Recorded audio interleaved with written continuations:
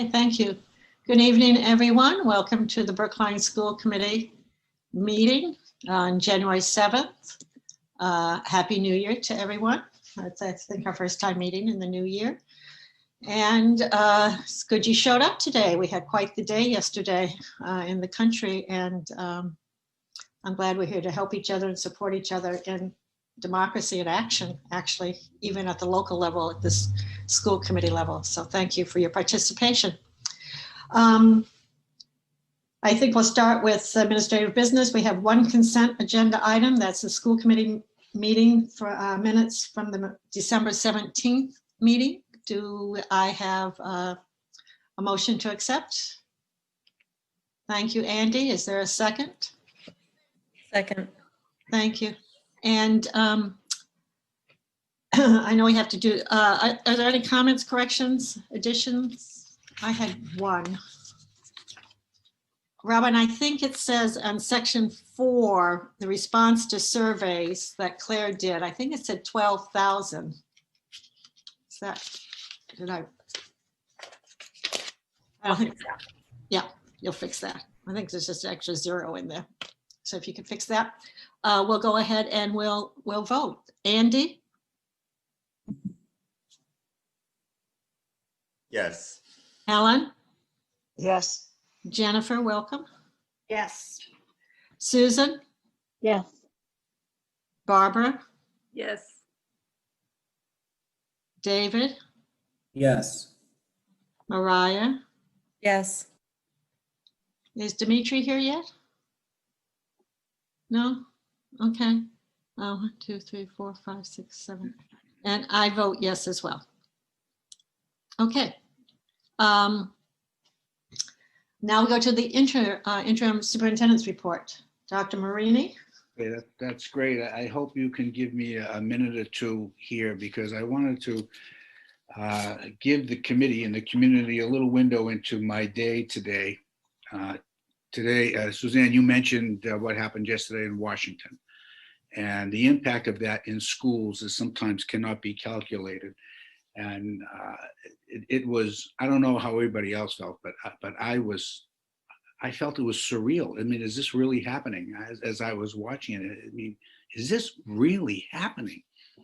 And then I started thinking about teachers and students, and knowing that students would, from the very youngest to the Claire Galleons here, that they're going to need to express their feelings about this, and they need to do that in a safe way with adults. I think they do it depending on the age group. Well, you know, really, I visited schools today, and I was really amazed. The principals had met last night virtually, and they were planning, what are we going to do when students come to school? How are we going to support the staff? How are we going to support students? How are we going to allow them to have conversations, to talk with each other in a safe and yet authentic way, age appropriate? And Gabe McCormick and Jen Martin put together, in the midst of what was happening, they put together a document that was user-friendly for teachers to be able to have a resource to use as to help them organize their thoughts and engage students in discussion. They put that together. They went right to work at it while the world seemed to be devolving right in front of us. But you know, there's a couple of stories I want to tell. And one is that I went into one class with a teacher. I was with Jen Fuller, and the teacher was herself struggling with, oh my God, what's going on? And yet she had her students, very age appropriate, they were doing a journal. And so she let me read a couple of the journals, and one of them was on the prompt, what would you do to make America better? And the student wrote back, it was beautiful, I can vote. And I thought, wow, we're in good hands here. We're in really good hands. And then as we were walking a little further, we bumped into a teacher who was preparing for his classes, and he was totally engaged in what he was doing. And he said when he came in, he had the information, very appreciative. A number of teachers mentioned the document that Gabe created. But this teacher said, I wanted my students who are home and those who are in person to be together for this moment and this morning, and had a conversation with them and really was totally engaged in helping them to process.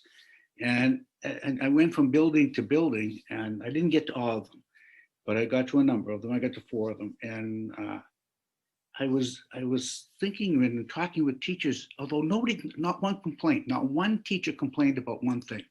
But here they are dealing with COVID. And what does that mean for them personally and their families and their teaching? That comes with a lot of stress. And are they teaching hybrid? Are they teaching remote? And then they have to deal with all the changes because things keep changing. And then they have to keep adjusting to those changes. So, they've become pretty flexible and nimble, but there's a lot of stress with that.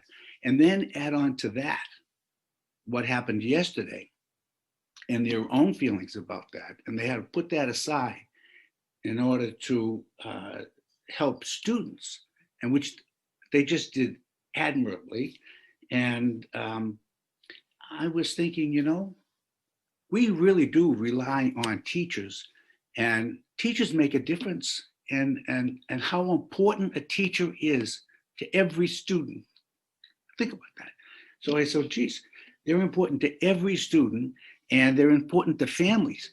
Families are connecting with teachers, and they want to know not so much is my kid learning, but is my kid safe, and is my kid welcome?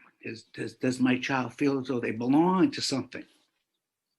And so I said, if to the community and everybody here, if you're wondering when you send your children to school, if they are in good hands, let me tell you, in Brookline, they're in good hands.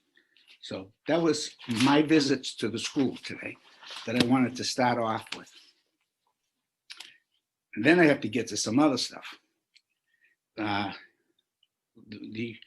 This is sort of mundane, but I really feel as though I have to say it anyway. Snow days. I thought Wednesday being remote, I thought, wow, that's a great thing. We're remote anyway, and that would work. Well, the feedback I got tells me it clearly does not work. I got feedback from teachers. I got feedback from everybody who was willing to give me feedback, but it was consistent. So therefore, I have to make an adjustment. And I still want to go with remote. We'll see what happens if we have another snow day. However, the snow day will be the day that it is, the remote day. In other words, if it snows on Monday, we'll go remote, but it will still be Monday. It won't be early release. It'll be a full day. We'll just teach in a remote format. Teachers' comments really said that if you make it all Wednesday, you interfere with the sequence of our teaching, and then that messes us up big time. And I think kids would just soon be home rather than remote, but we're trying to see what happens on the other side. So I got the feedback, making an adjustment, and saying a silent little prayer that we don't have any more snow, but if we do, that the remote will work okay. And I also wanted to talk about 2 more things.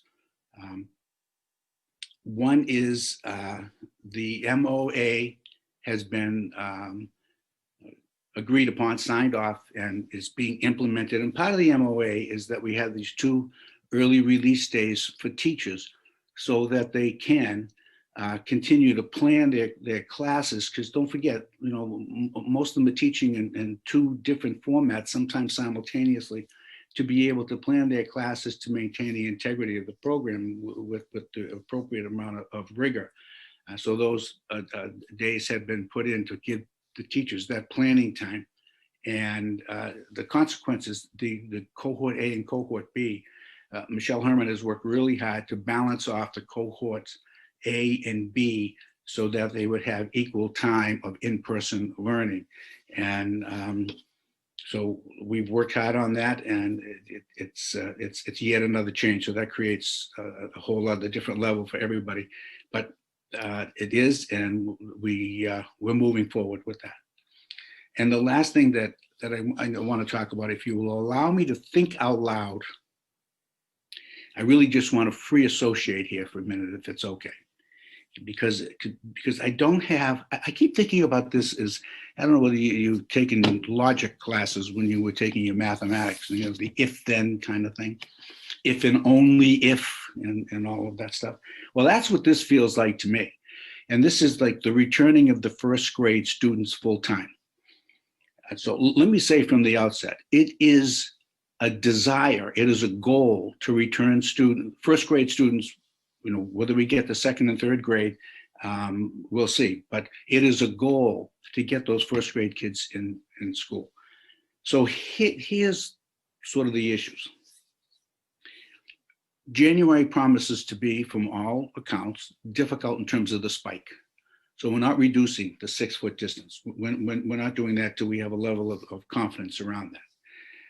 And if we keep the 6-foot distance, these space needs, they're just real, and they are there, and they don't allow, I spent a lot of time dealing with that, they don't allow without additional staff and space.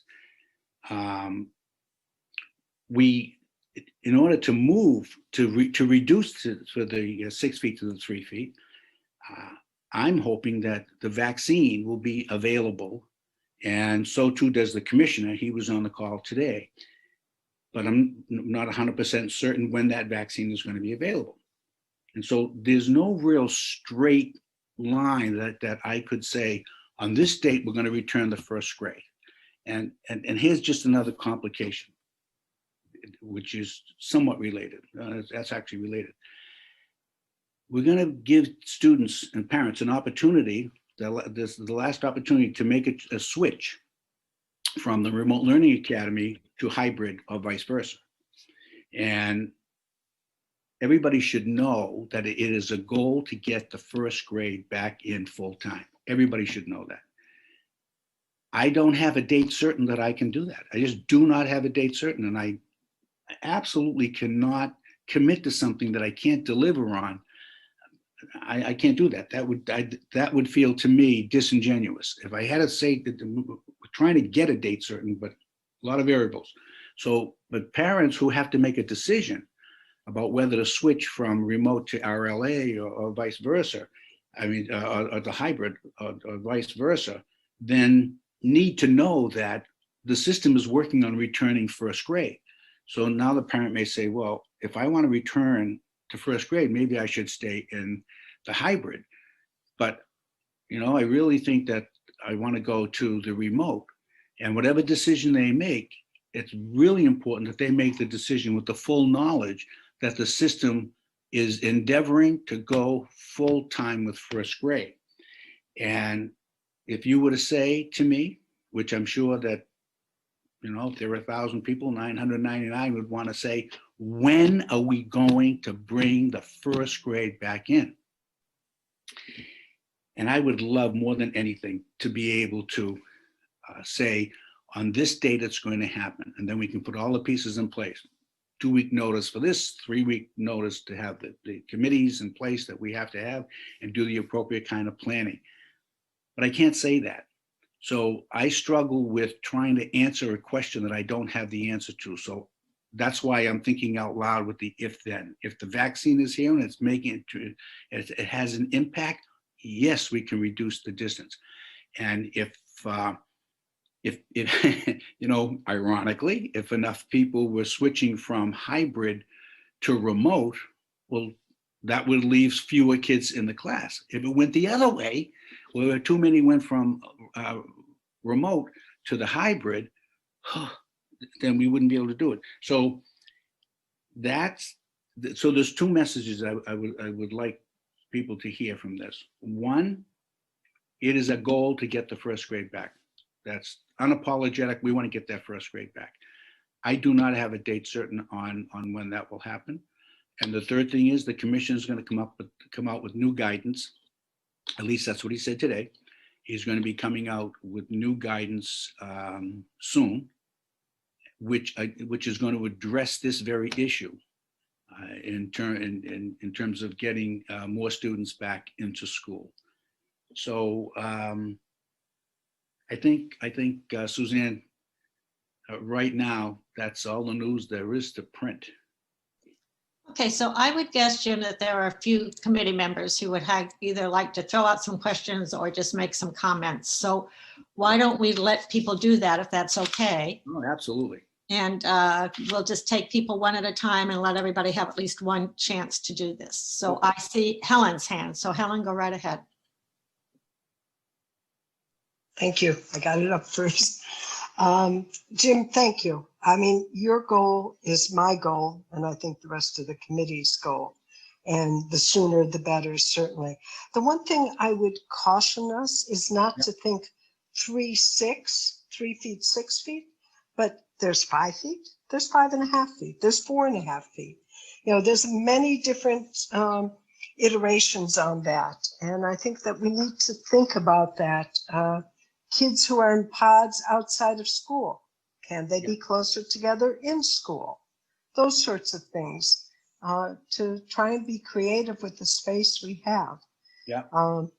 And not to forget that we do have the ability to use the Clark Road classrooms too, if needed. Those would be my comments. Yeah, But right. thank you. Those are great comments. And I have to be reminded not to forget that it's not an either or 6 or 3, but we have some gradations in there. That's good. That's good. Who else would like to comment or ask a question? Jennifer? I want to say thank you, Dr. Marini, for continuing this conversation. I know that it's really important, especially for our youngest learners. I think that, so I guess I had that one comment to say thank you. It's a lot of hard work and a lot of people are doing a lot of planning and it's really difficult work navigating all of this. So I appreciate that. And I understand there are gradations and I'm very hopeful that things will improve. I want them very much to improve with the vaccine or with that, but right now it's a really tough time. And so I just want to caution us to just be, we really need to see how things play out before we, as you said, before we can make decisions. There's a lot of variables about what's happening right now in our community and in the state and nationwide. I did have one question that's a little bit, that's popped into my head based on some information and emails and feedback that I've gotten. And I'm just wondering how our BEEP enrollment plays into this. So there's been some recent questions and we may not have those answers, but if we could think about that and sort of maybe come back around at another time about the BEEP enrollment and space in BEEP and whether or not there's a community need for space and if we have it. And I'm just thinking about like Clark Road and are we using all of those for BEEP spaces? Could we use those for other classrooms? Just being creative with that space. All right, great, thanks. Who else would like to say something? Andy and then Mariah. Andy, go ahead. Yeah, thank you. This is a question for Dr. Marini. So like in your thinking here, is there sort of a bright line between first grade and second grade?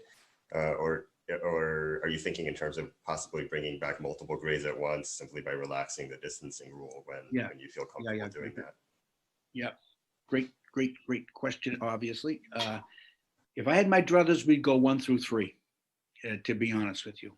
But I don't know what you mean by a bright line. Is there a stop line between 1 and 2? No, but I think that if we can make it for first, we can. It's like the New York. If you can make it here, you can make it anywhere. If we can make it for first grade and make it work, so people feel safe, then my experience has been. And across the district, I would ask anyone, and Claire, you're going to be my canary in the mine here, that initially going into the building was very threatening. But the more people are in the buildings, the more comfortable they are, and the more they feel that it's okay over time. So first grade coming in and then moving to the other grades as well, Andy. But we would like to do that. It all depends on the variables, but we would like to do that not, like months and months apart, but be able to move them in, get the first grade settled, and then move to the other grades as expeditiously as we can. But herein lies my problem, and this could be my problem. I'll own it completely. I start thinking about this and then I get energized around it. And then I give off the vibes like it's going to happen tomorrow.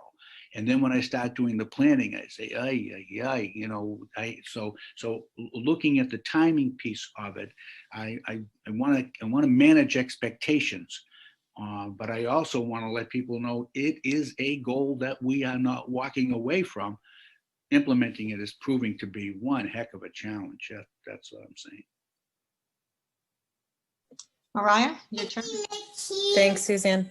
Thank you, Jim, so much for bringing this up, and it's so important. I want to emphasize what I think Andy was saying in your response, which is that it doesn't stop at first grade. I think that we all would agree that there's a big difference between the younger elementary students and the high schoolers, you know, in terms of risk factors also, right? I mean, that's what the science is telling us, is that it's different.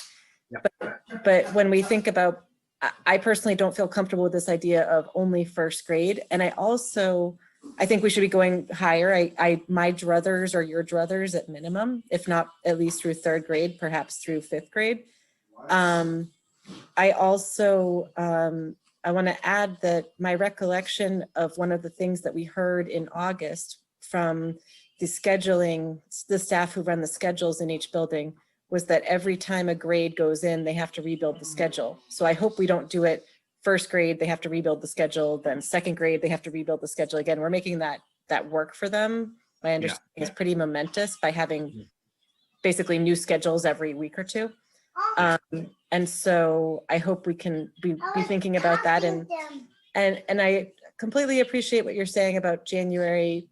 We have a lot of road in front of us in January. However, the reality is that this is a big ship to turn, and we have to plan for our plan, right? Like we have to decide what we want, because it's going to take, you know, it's going to take probably a good month to rebuild schedules, get everything going.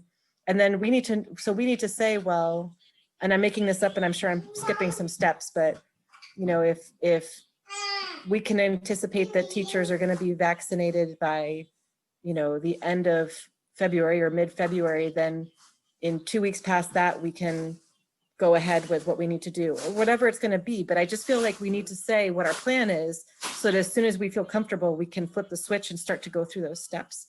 Because if we wait until the, you know, whatever that trigger is to then start to plan, we're going to spend so much time planning, like we had to do in August. And we don't want to do that. We have the luxury, quote unquote, of time right now. So it's such as it is. And I don't want us to lose that. On the same note, I wanted to just reflect on the plan for snow days. And say that a true snow day taken now might result in an actual school day at the end of the year. Right? Like might result. So we might be trading a remote school day for a real school day if we take an actual. I hear you. And so, and I feel sad about this idea of kids not having any of the snow days, again, because of the joy we talked about, the joy of the treat, and for teachers too, right? For everyone, this joy of the treat. So, so I don't know what to make of that, but again, I just think about whatever we can be doing to get more kids into school as soon as possible. And having those as many days as we can be in-person days, including those snow days.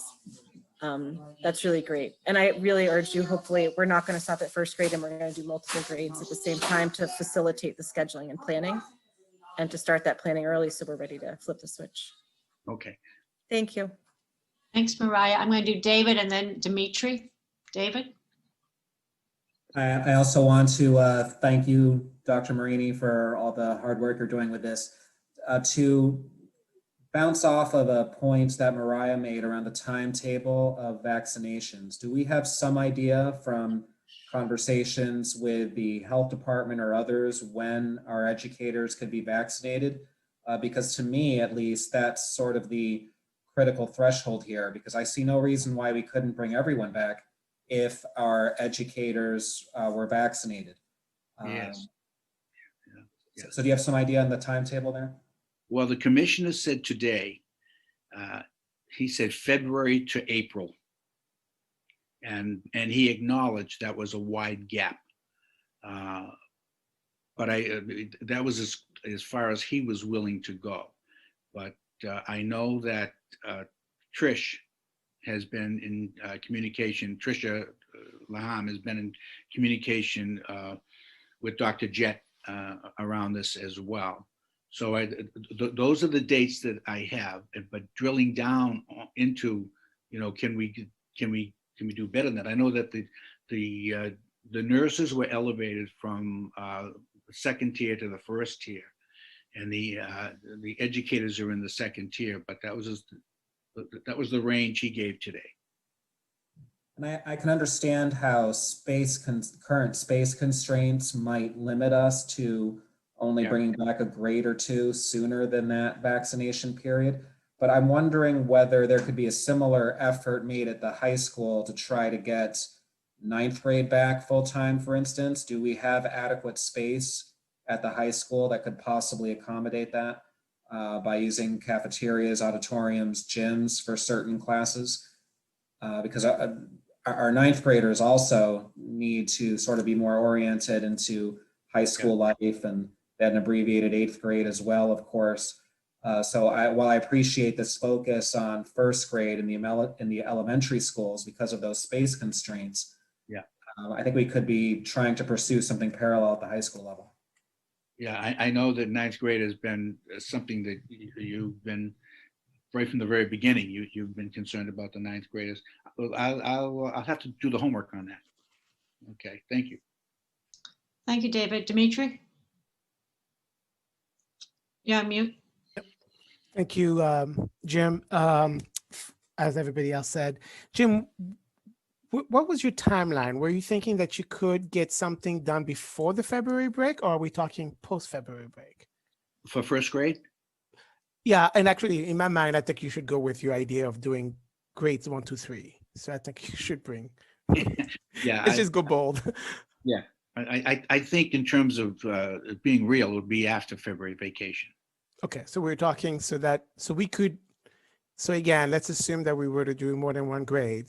You are proposing that we really would have a plan in place that by March, basically, we would have. I would love to see a plan in place in March. I would love to see. And Dimitri, the one thing that is consistent here is I keep being asked that question, so I know that it's not going to go off my radar screen. It's something that I will continue to be looking at and be pushing all over the place. So the answer to the question is yes, I would love to have a plan in place by March.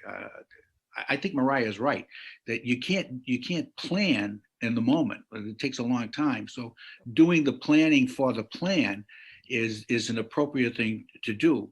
And I just want to say it again at the risk of boring everybody. I hate like heck to put a plan in place that people say, that's what we're doing. And then we get there and we can't do it. And I'm like, oy, oy, oy. So planning for the plan is, I think, a wise thing to do. And I think that your time frame on that, Dimitri, it lines up with my thinking on it. And so, we'll the hurdles that are in place after that, maybe we can start chipping away at them if we have a plan to plan. So let me leave it there. Yeah. So I'm totally okay with that. I actually would think, even if we could accelerate it so that those kids were back in schools right after the February vacation, that would be ideal. But of course, that's yours to manage. But yeah, I would even want to see it even happening even earlier. Barbara? I just think we need to be careful here. I think it's very important to have a plan in place. But I think that we need to pay very close attention to who is getting vaccinated and when it has actually happened. Because you will hear this group can be vaccinated, but in fact, does that really happen? How many people in that group get vaccinated? So I just think we have to be practical and think about how these vaccinations are going to get to the teachers. Is it going to be up to them to get it from their healthcare? Is the town going to do it? How is that piece going to happen? Because no matter what we say about our plans, and what the state says about teachers coming first, everything depends on how the vaccinations actually do in fact happen. So I would just be careful to keep that in mind before we set our ideas in stone, so to speak, because things can say, yes, teachers should get vaccinations by this point, but will it really happen? And I don't think we know that yet. Yeah, that's exactly right. That's exactly right. Susan, your turn. Thank you. I wanted to wait until we had gotten through this part of the conversation because I wanted to go back to your first comment in the superintendent's report and just thank our principals and our educators for their leadership today on a very difficult day. I just think, we can't sort of walk past the fact that, yesterday's armed insurrection in our nation's capital was just historically unprecedented, and there's so much to be said on that. But I do feel the need to elevate one point, which is that there has been such powerful, overwhelming video evidence of how yesterday's criminals were treated versus how people of color have been treated. And the word that keeps coming to my mind is shocked but not surprised. Right. In the sense that we in my mind, I feel like it's so important that we not lose our ability to be shocked, and we also not be surprised. And some of the I can't believe this is our country sorts of things. It's like, well, this this is our country. It's been our country, and this is what reality is. And so, just with the videos of some of the armed criminals or traitors, right, jogging past police officers into the Capitol, and then even more shocking footage, again, shocking but not surprising, walking out slowly, cheering, doors being held open for them. And I think that the moral clarity that this moment needs is not only a big, sort of lots of big questions about our democracy and our country, but for me personally, I just think it's very important to everyone in our community, especially our students of color, especially our families of color, educators of color, that we see this, right? We see this, we acknowledge it, we speak against it, we sort of not just keep going. And so I want to thank the educators again. I want to thank you for putting it at the top of your superintendent report. And I hope and expect that this is part of an ongoing conversation of what it means to be a student educated to be a citizen in the world, sort of the mission of our district. And so I guess I don't want to walk past that. I guess sort of in tandem with that, one of the things that I've heard that is, I don't want to say it's as important, but it may be more important, is the amount of synchronous education that our students are getting across pre-K through 12, right? And so specifically in this case, 1 through 12 or 2 through 12, however you want to frame it, but the ability for our students to be with our educators and not learning from a screen and not learning, not just doing glorified homework, but really getting synchronous instruction, not just the bare minimum from the state, but really the ability for our educators to connect with our students in a synchronous way, especially in moments like this. For me, as much time as we've spent on buildings and PPE and ventilation and everything, testing, and I've spent all that time on it too, I just think that continuing to center that relationship and synchronous time with educators and students together to be able to do this really hard work that we just talked about that we need to do in this country. So at any rate, I appreciate the conversation about first grade. I really do. I just think that the broader picture and specifically educator time with students across our district is just so important, and I don't want that to get lost. Okay, great. And And so we're going to wrap this up. because we'll be revisiting some of this as we go through the night. I did want to just a couple of things I'd like to say. I really am looking forward to the day when we can have, especially first through third back. That's really a high priority for me, as it is for many, many school committee members. I'm wondering in that plan of plans, if for the vaccinations, if the earlier grade staff can get them before maybe some of the upper grades. And I understand ninth grade is very important as well. So it's just something that's part of why we would have a plan, is to figure out how we might be able to make that happen.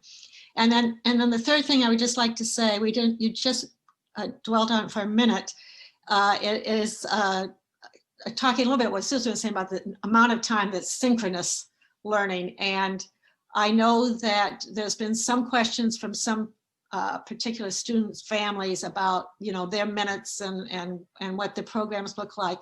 And I would just like to recognize Michelle Herman, who has done a lot around this to make sure that we are giving not just a minimum, but what we think is important here in Brookline.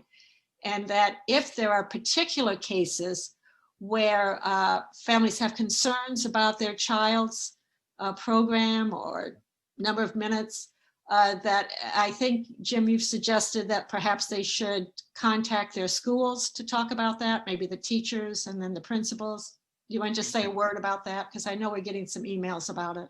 Not a lot, but a few. Sure. I think as in all these kinds of issues, that if the parent were to contact the teacher or the principal, that's the place where the most impact is going to happen in terms of adjustments. And then of course, if that is not satisfactory, Michelle really has been a leader in this, as you have said, Suzanne, and she has enormous credibility with the principals as well as with the teachers, so that if parents talk with them, most often this stuff gets resolved at the building level anyway, but talking with the principal would be the ideal way to go. And then of course, calling Michelle.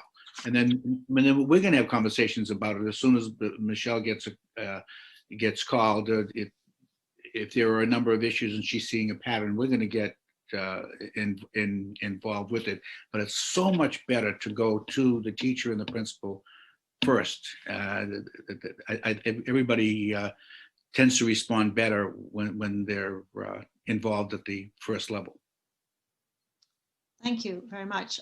Mariah, you want the last word on this?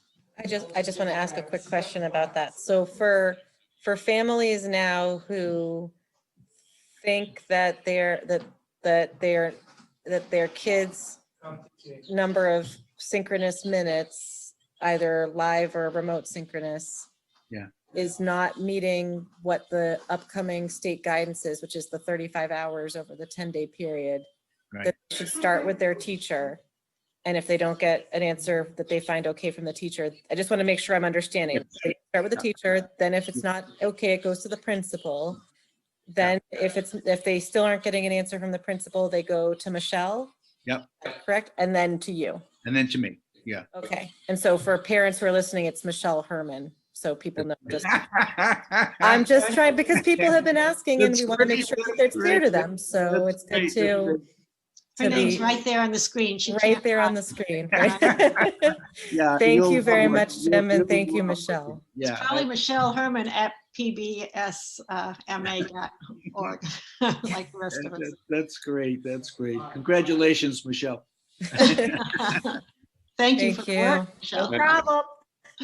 Okay, we're going to go to, Suzanne, can I just say before we move on, thank you for saying that. That's far more important to us than probably anybody really realizes.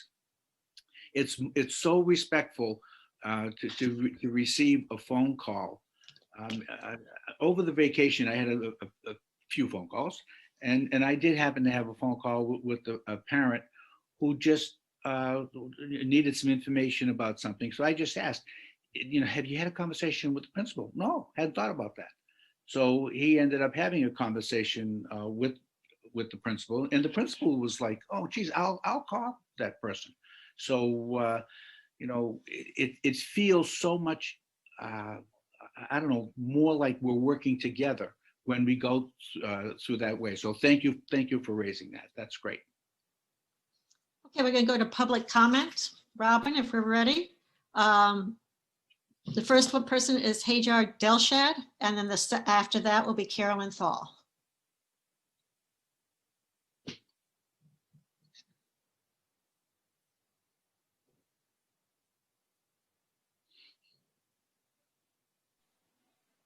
Hello, can you hear me?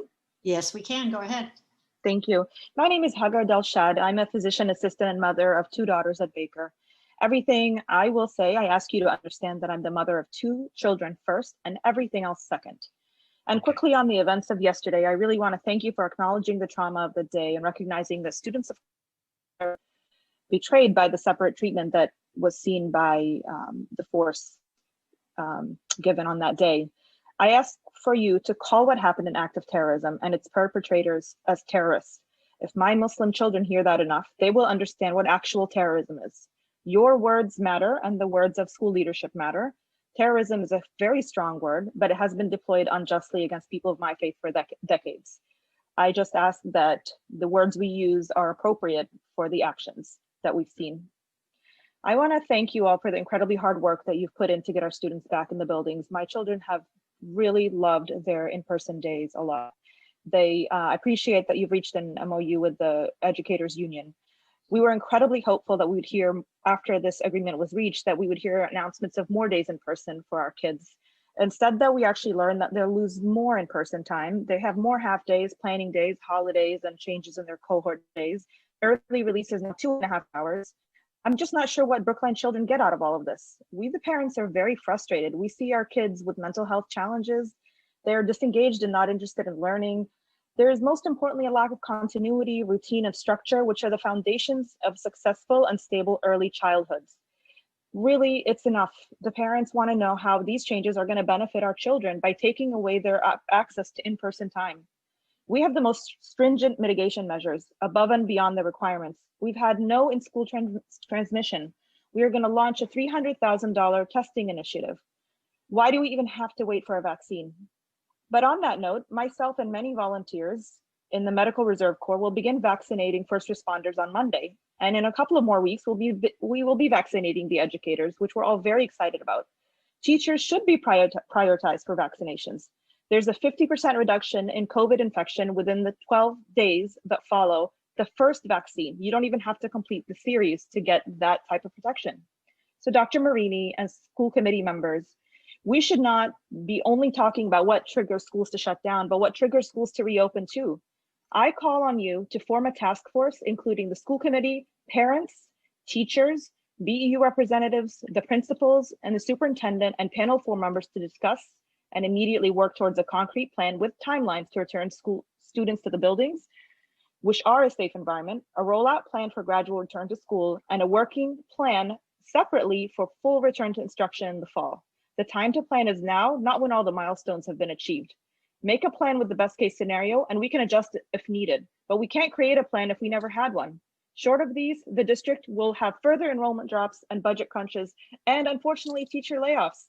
We don't want to lose our beloved teachers or our beloved neighbors as they look to move to other towns who have found solutions. We want PSB to be strong, diverse, dynamic, and healthy. Please do not let children down. Dr. Marini, you said it's important for teachers and students to be together, especially on days where they have to process so much trauma. Switching formats isn't even working for teachers. Let's please work to get students back in the buildings and have everyone at the table so we can be together as a community instead of just participants. Thank you. Thank you. Carolyn, you're up, and then Danielle De Silva. Hello, Carolyn Thal. I'm a BHS and Baker parent, and I'm a town meeting member in Precinct 16. Before I start what I had planned, I want to thank David for continuing to be really sensitive to how difficult this year is for 9th graders and how much is being lost and how little connection there is for our incoming high schoolers to BHS.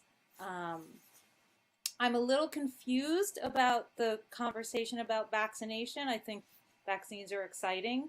I don't know when this became a hinging point for reopening. I don't hear anybody saying that vaccination is going to be required or mandated for staff, and I'm not saying that it should be or shouldn't be, but unless it's can be, I don't understand how vaccination can be a policy hinge. So I hope you'll flesh that out a little bit more. I also would like to thank everybody who questioned the idea of only having as a goal bringing back first grade when it's decided that distance can be reduced. I don't understand the logic there. Maybe I'm missing something, but if it is decided that it's safe to have students and staff at less than 6 feet in the building, I'm not clear on the logic of why that would only apply to first or second or third or fifth graders. And generally speaking, I would really like to call on Dr. Marini and school committee at this point to start communicating directly with parents and caregivers and students for that matter. It's the parents and caregivers and students who it's your charge to represent in your positions. I would like to see you start scheduling listening sessions with every school community. Many parents feel in the dark and disconnected and upset. And it's not because we are not able to make the past 10 months into a teaching moment for children. It's because this situation remains dire. And there's been very little progress. Children are not getting what they need. Parents have many questions and concerns, and they should be heard. Parents feel that a lot of time has been spent dealing with an adversarial union situation, and we need you now to pivot to have your perspective be on children. Dr. Marini, in your opening remarks just now, you said parents want to know if their kids feel like they belong to something. Yep. I'm sorry, but I don't think they do. They haven't been part of school for 10 months. You want to know how it feels does it feel good when we send our kids to school? We barely send our kids to school. There is very little time in school. And I would also like to ask, in addition to you setting up listening sessions with communities, is to please find a way to add back more student-facing time. I hope that you can eliminate the early release conference days for 6th through 12th graders who do not have conferences. And I think many parents would like to see the 70 minutes that were cut from Wednesdays be brought back. If you just signed away any chance of adding time back for students with the MOA that was agreed to, then that should be made exceptionally clear to parents and children so we can stop wishing for something that's been negotiated away.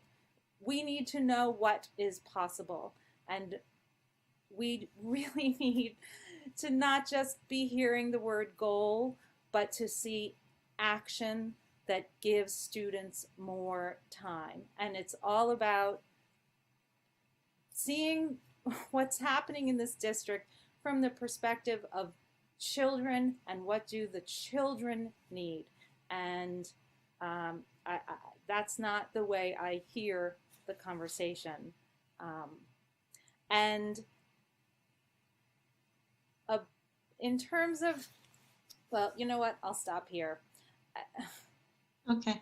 Yeah, Okay. thank you. Thank you, Carolyn.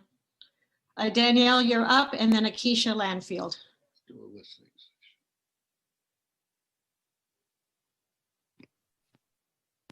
All right. My name is Danielle De Silva. I'm the single parent of 2 children at the Baker School, an educator at a private school in Brookline, and a town meeting member in Precinct 16. Tonight, I'm speaking on behalf of single parent and single caregiver families in Brookline, who I feel are suffering disproportionately as a direct result of the choices made by the school committee, the BEU, and the central administration. I'd like to ask all of the decision makers with young children or who've ever had young children on this call to imagine for a moment what it feels like when your partner is away for a week. It's hard, right? You may have been compelled after several days of parenting alone to reach out to your friends and family who are in this situation every day, expressing your admiration, support, and maybe even adding the line I have heard no less than 1,000 times, most of those since March, I don't know how you do it. Well, here's the thing, neither do I. I don't have special magical unicorn powers, none of us do. And the choices made by the public schools of Brookline make my life feel close to impossible on a daily basis. It might not feel like a big deal to switch a bunch of days or add some more early release days, a separate issue that I know others will address with a few weeks' notice. But after having spent the past 10 months rearranging and calibrating every single second of every single day in order to ensure my children's safety and well-being, while also maintaining my own employment, well, these changes in that context are a huge deal. Have any of you tried explaining to your employer the specific situation in Brookline? Other towns have a consistent and clearly articulated plan. I've committed to physically being present in my own school on specific days all year. Now what am I supposed to do? Call in more favors, expose my kids to more people, take away their own much needed consistency?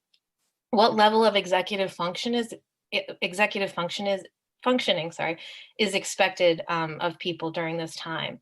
And also 2 family households who now have to change their custody arrangements, pickups back and forth, who has what at whose house and where's the Chromebook charger and the math workbook and the extra gloves. The mothers who are already most at risk of catastrophic long-term economic consequences do pick up the bulk of this extra burden. In addition, most of us can't access multi-generational family resources we may have relied on in the past without risking the health of people we love, and extended day programs in our schools are in danger of closing this spring. I have not heard any larger conversation about how vitally important these programs are for our children and families. So let me ask you this question. Do you imagine that all families in Brookline are wealthy, traditional families with a stay-at-home mom who's available to pick up kids at any time? I don't think so, because that's not what a family looks like anymore. But it does seem to be the default family around which decisions are made and priorities are organized. The system is not adapting to what real people need, even in this emergency. Please acknowledge us when making choices that will have a disproportionate impact on our lives. Thank you. Thank you, Danielle. Acacia, you're up next. And you're our last speaker. Hi, good evening. I just wanted to, my name is Acacia Landfield and I have 2 first graders in Brookline. I wanted to echo the sentiments expressed by all of the speakers tonight, really, including Danielle just now, who spoke eloquently about the impact on families, moms in particular, on single parent households. These are really, truly huge struggles. And there was even a comment months ago in August, I think, by Andy that, this was a staffing issue being pushed onto the community. This is particularly true of families who have young children. And honestly, people are really, really struggling. And I know that there's a lot of sentiment to get the younger kids back, but there just hasn't been any action on that front. So thank you to all of the speakers who expressed, and the school committee members and Dr. Marini, who expressed that commitment to continue working towards that. But if you can really please try to communicate with parents, it would help parents a lot to see some light and give some hope to their kids who are flailing. I do want to push back on the comments regarding synchronous learning that were expressed earlier. It's simply not happening for some grades. I can speak personally regarding first grade, but I know there are others. It was really encouraging to hear the presentations by at least 1 3rd grade class and at least 1 5th grade class about the team teaching that was happening, and the fact that there's basically no or little to no asynchronous that's happening at the high school level, and that's amazing. But the reality is first graders are spending 2 days per week completely and utterly alone. If they're lucky and have a parent or a caregiver to sign them on at 3 different points for 10 minutes during the day, if you can count that as lucky, they may get 20 to 30 minutes at most of engagement with their teacher and peers out of 6.5 hours. These are kids who have 2, 3, 4 minute attention spans, and they are spending 6.5 hours a day completely and utterly alone for 40% of their school week, if you can really call that school, because for a lot of kids it's not, especially for single parent households and for households where kids don't have someone who can handhold them all day long. So please do an inventory, because it does appear that there's a complete lack of awareness of the isolation that many of the youngest kids are experiencing. These are kids that cannot type a URL, they're not on social media, they don't have friends that they can go out and hang out with. The isolation is profound. And that is also why a comment at I think the last school committee meeting that no additional staff is needed is so really shocking to families with young kids.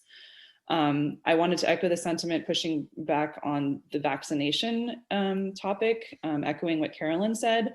When did vaccinations become a policy hinge? This is not supported by the science around the safety of schools. Everyone is obviously concerned about what's happening now in January, but many kids' health and well-being has been really on the back burner to a lot of political interests, a lot of other interests, despite the overwhelming evidence of the safety of schools, especially our schools here, due to our vast mitigation measures. And from a scientific standpoint, can panel 4 weigh in here? Because there doesn't seem to be very much justification for hanging the return of the lowest risk profile groups, like the youngest elementary kids, on vaccinations that are not going to be mandated for anyone. If the flu vaccine wasn't even mandated, this one, it seems impossible to believe that this one will be. So, it was also not a bar that was set for any of the thousands of schools that have been open for the past 4 to 8 months. And it seems like this is a very politically motivated decision, if that's what the district is now implicitly deciding regarding vaccinations. Regarding spacing, I know I have said this and others have said it as well, and I'm sorry to be a broken record, but most of the rest of the developed world is doing 3 feet or greater of distancing. And yes, that doesn't mean it's 3 feet. It could be 3 or 4 or 5 or 5.5 feet. But even private and parochial schools, including in Cambridge and here in Brookline, are at 3 to 4 feet in many cases. So, and Cambridge is now in February reducing spacing and bringing more grades back. So, on the subject of planning and announcing dates, speaking of Cambridge and other towns have led with tentative dates. They've put the asterisks and they've made the planning, they've done the planning well in advance. So the sentiment that we should wait and see how it plays out, which is what someone said earlier, I think that that's not something that a lot of kids can sustain, nor a lot of families. Bureaucracies don't turn on a dime, so please do plan now. Cambridge and others are not waiting. The inaction and the lack of planning is a decision in and of itself, and it's a decision that prevents kids from being where they need to be. I don't think it's been mentioned tonight, but parents have asked for a number of things to be done, and it doesn't seem like there's been action on these fronts. And I know that budgets are tight, but hiring to including to lead Brookline's youngest learners who are spending so much of their learning time alone. Can we try to see action on that front? These are just suggestions on how we can help learners. Utilize the student teachers to lead remote days to cut down on the asynchronous time that so many of the young kids are doing. This is what Newton and other towns have done. I know it's not easy. I know there are challenges, but if we can look at those solutions, there was a teacher that reported that there are student teachers waiting for placements. And I know that means more work for more people, but if we're taking a student-centered approach, how can we get people to support, especially college students who are so adept at technology, how can we overcome some of the hurdles so that they can help these kids who are struggling and handhold them a little bit during the day so that they're not completely alone. Can we revisit Wednesdays that many people feel should not have been taken away in the first place, or at least use Wednesdays on an additive basis? So instead of taking away cohort days from cohort A, add a Wednesday for cohort B. Don't take it away from cohort A. And I say that as a cohort B parent. I just think it's really hard on cohort. It's hard on everyone to lose days. Let's not have time be lost. Let's look at time as being additive. And the alternative spaces that has been mentioned. Why haven't we done that yet? Clark Road or BEEP spaces or outdoor learning. I know that's harder now, but we had that all fall that we could have done. Let's make those plans now. And just a couple other suggestions on how we can help students. I already mentioned making time additive, planning now, team teaching all grades, not just some schools for some grades, to ensure that kids are not spending more than a fraction of time asynchronously. I talked about hiring the student teachers. Yeah, I think that's about it. Adding in in-person time, adding in, as Carolyn and others have said, please add the in-person time instead of continuously chipping away at the in-person time, which is just so limited as it is. And just the proactive leadership to make plans now, like Cambridge and much of the rest of the developed world has done. Thank you for listening. Thank you, Acacia. That's it for public comment. We're going to move into enrollment projection.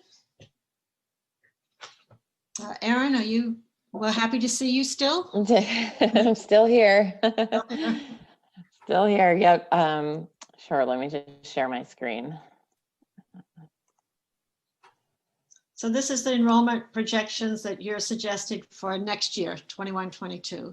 I mean, yeah, it's really just an update on enrollment, and then more of an update on the survey that we sent out for families of students who have withdrawn. Right. But I'll give some kind of next steps around enrollment projections for the next year as well. Okay, so the objectives for the presentation tonight, myself and Megan Gainey will go through these slides. I will remind people about our October 1 submission to DESE. So the last time I presented to you, they were preliminary numbers. These will be our final numbers from October 1. I will highlight the Cropper and McGibbon forecast that we had completed last year. Megan will review the survey results from students and families who have withdrawn from Brookline this year. And then I'll talk a little bit about next steps, like I said, with projections moving forward into the 21-22 school year. So this should look familiar. I presented this the last time. The numbers, I think, maybe are 1 or 2 off from what our preliminary DESE numbers were for October 1 versus our final numbers. You can see grade pre-K through just past grade 12, 6,891 students. Again, we have that lower pre-K enrollment based on decisions about BEEP programming. And the numbers for K-8, 4,703 students, and 9 through our special education population that goes past grade 12, 2,035 students. And I have the link at the bottom of the slides here, which we will post if all of this information is public on the Department of Ed's website now. So you can kind of go through that even school by school or subgroup by subgroup if necessary. So I'm highlighting these are the Cropper forecasts. As you'll remember, we hired Cropper and McGibbon last year to produce 10-year enrollment forecasts for us. Obviously, those didn't necessarily come to fruition based on the circumstances that we are in. And you can see the differences between our October 1 enrollment, their forecast, and then the difference by grade level.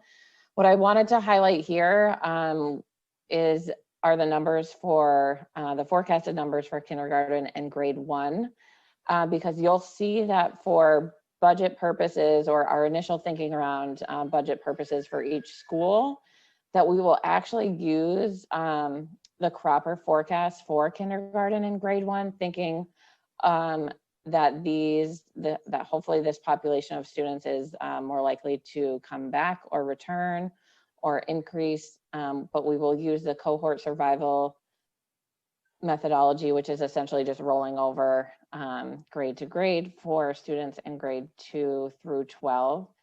And some of the reasoning behind that is based on the data that we receive from the withdrawn students and from what Megan and her team collects in the Office of Registration and Enrollment. So I'm going to turn it on over to Megan, and Megan, you just let me know when you want me to flip the slides and I can do that for you. Sure thing. So we did survey all families who withdrew students from PSB between June 20th of 2020 and December 14th of 2020. So we went as live as we could to capture as much as we could. That covers 1,169 individual students, with the caveat that a few of those might be duplicates because a few parents would fill out the form twice for the same child. Can't control the slightly overexcited data there. So our survey was directed towards families. So if you have more than one child, we did not make them fill it out multiple times. So you're going to see some slight inconsistencies, but we got 413 families to respond. And we first wanted to find out about who's still here in Brookline. You know, many of our families who withdraw do leave the town. They are relocating.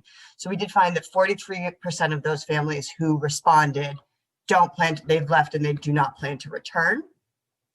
We had 22 respondents say that they plan to return to Brookline. They've left and they plan to return. Either they retain their home and they're coming back to it, or they're going to find a new home, return to their community here.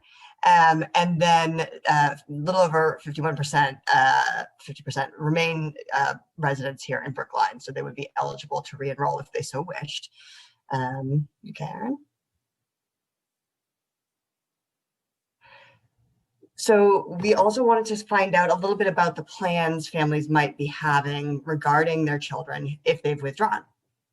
So of those families who are eligible, right? So now we're looking at the families who are either residents and or plan to return. So that's the cumulative of those two groups. 99 families plan to not enroll. And the reason for that, 80% of them are planning to be in independent schools for next year, where they are currently. So they intend to retain that same enrollment in their private schools. 58 families are still deciding. So they're on the fence. They're not a hard yes or a hard no.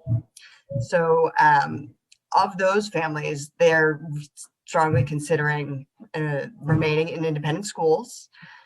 A bunch of families, about half, are still unsure what they want to do based on the situation with COVID. Some have been very specific in indicating that they will come back to PSB if and when we have full-time instruction, period. If we don't have it, they're not coming back, or they'll wait till we do. Others want 4 days, others want 3 days. It's, very variable there, but there's a lot of uncertainty about what they plan to do simply based on the changing circumstances. And as with all of our current residents, there's always the chance that they might relocate. So we've got 20% who might move on from Brookline due to their family circumstances. And about 7% of families are still considering homeschooling for their children for next year. 77 families directly said, yes, we're coming back, which is a lot more re-enrollments than we see in a typical year, which is usually we see a handful of kids returning to Brookline High, and a few families who might be on sabbatical in other locations for a year or so. So this is a drastically higher return for re-enrollments. So of these families who are planning to re-enroll, I just wanted to sort of pull out some demographics for you that might be, elucidating. So we have 205 students across 135 families that this is relevant to. 13 are planning to enroll kindergartners. And all of these kindergartners, I went back and double checked, are not asking to repeat kindergarten. They are currently enrolled in early education programs. So these were either younger siblings of children who withdrew, or they were in BEEP and found different resources for this current year. We have 23 students who are interested in returning for grade 1. So this is our kindergarten cohort who chose not to attend kindergarten here in Brookline, left not knowing what our plan was perhaps in the summertime, found other arrangements. So that is a fairly strong return rate for our first graders. And then 46 students will be returning to Brookline High School across the 4 grades with a strong push towards grade 9, which that is, you know, typical. We would see that in a normal year, but definitely not 20 students returning. So that is a significant increase in folks planning to return to grade 9. And then lastly, this is based on parents reporting of where they believe their children will attend. You can see the location impact here. Obviously, Brookline High School being, you know, the one district school for our upper education students sees a fairly large impact, but you can see that Pierce School and Ruffin Ridley seem to far outpace families who are considering returning than, say, Baker, which is only 6 families, or Lincoln, only 6 families. So there will be some disproportionate impact on individual buildings based on the families who plan to return. Thanks, Megan. And just a reminder, those numbers that she presented are just of the families that said that they plan to return. And you'll remember that 51% of families were still undecided. So those numbers obviously could go up depending on what the 50%, 51% of those families. And then obviously we didn't get a 100% response rate. So there are families that, you know, did withdraw and we're just not, we don't know yet what their plans are. So as we're thinking about our next steps moving forward, I mentioned a couple of these the last time I presented about enrollment projections. I have been meeting with other district data directors to see how they're treating this year's enrollment. And honestly, most of them are delaying at least until March or April, doing any sort of you know, significant projection on what their enrollment would look like next year. The other important thing to know is that they're really thinking about just doing a projection for the next school year, at maximum maybe 3 years. You might remember that our report before the Cropper and McGiven report was 10 years out. And so even if we do some sort of more statistical projection, I wouldn't recommend doing anything more than 1 to 3 years, given the situation and the climate that we're in now. When I spoke to our consultants that we hired last year, they actually recommended just skipping this year altogether for, you know, many of the reasons that we've already discussed.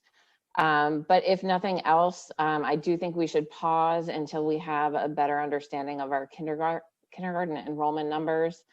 Enrollment is happening, you know, now until probably that Megan can talk more about this, but until February, until our numbers will be at least a little bit more finalized in March. And sorry, I should clarify, doesn't mean that you have to enroll by February. That's just when the majority of our families normally enroll in kindergarten. The second piece, until or if we have a better understanding of the virus, excuse me, infection rates with students, of vaccine being distributed, et cetera. And then finally, until we have a second round of our open enrollment for the learning model change, which is going to happen in February. So, you know, we might make different decisions if we see more families moving to the RLA than moving back to our brick and mortar schools. And as I mentioned in the beginning of the presentation, we thought it was important, you know, in consultation with Megan and Mary Ellen, to use our projections or our forecast numbers for kindergarten and first grade for budget purposes. We're even having some meetings next week as to whether or not we use, you know, that full projection number for each school, or whether we, you know, do some calculation. You know, is it 80%? Is it 60% of that projection? But we didn't feel that it was right to just use, for example, in kindergarten, the 488 or so number that we have for this year, when in prior years, our enrollment has been closer to 600 in the kindergarten range. And then for grades 2 through 12, we're just gonna do that cohort survival that I talked about earlier. So that's it, and I'll stop sharing so that I can see if people have questions. Okay, who has comments or questions? Mariah, go ahead.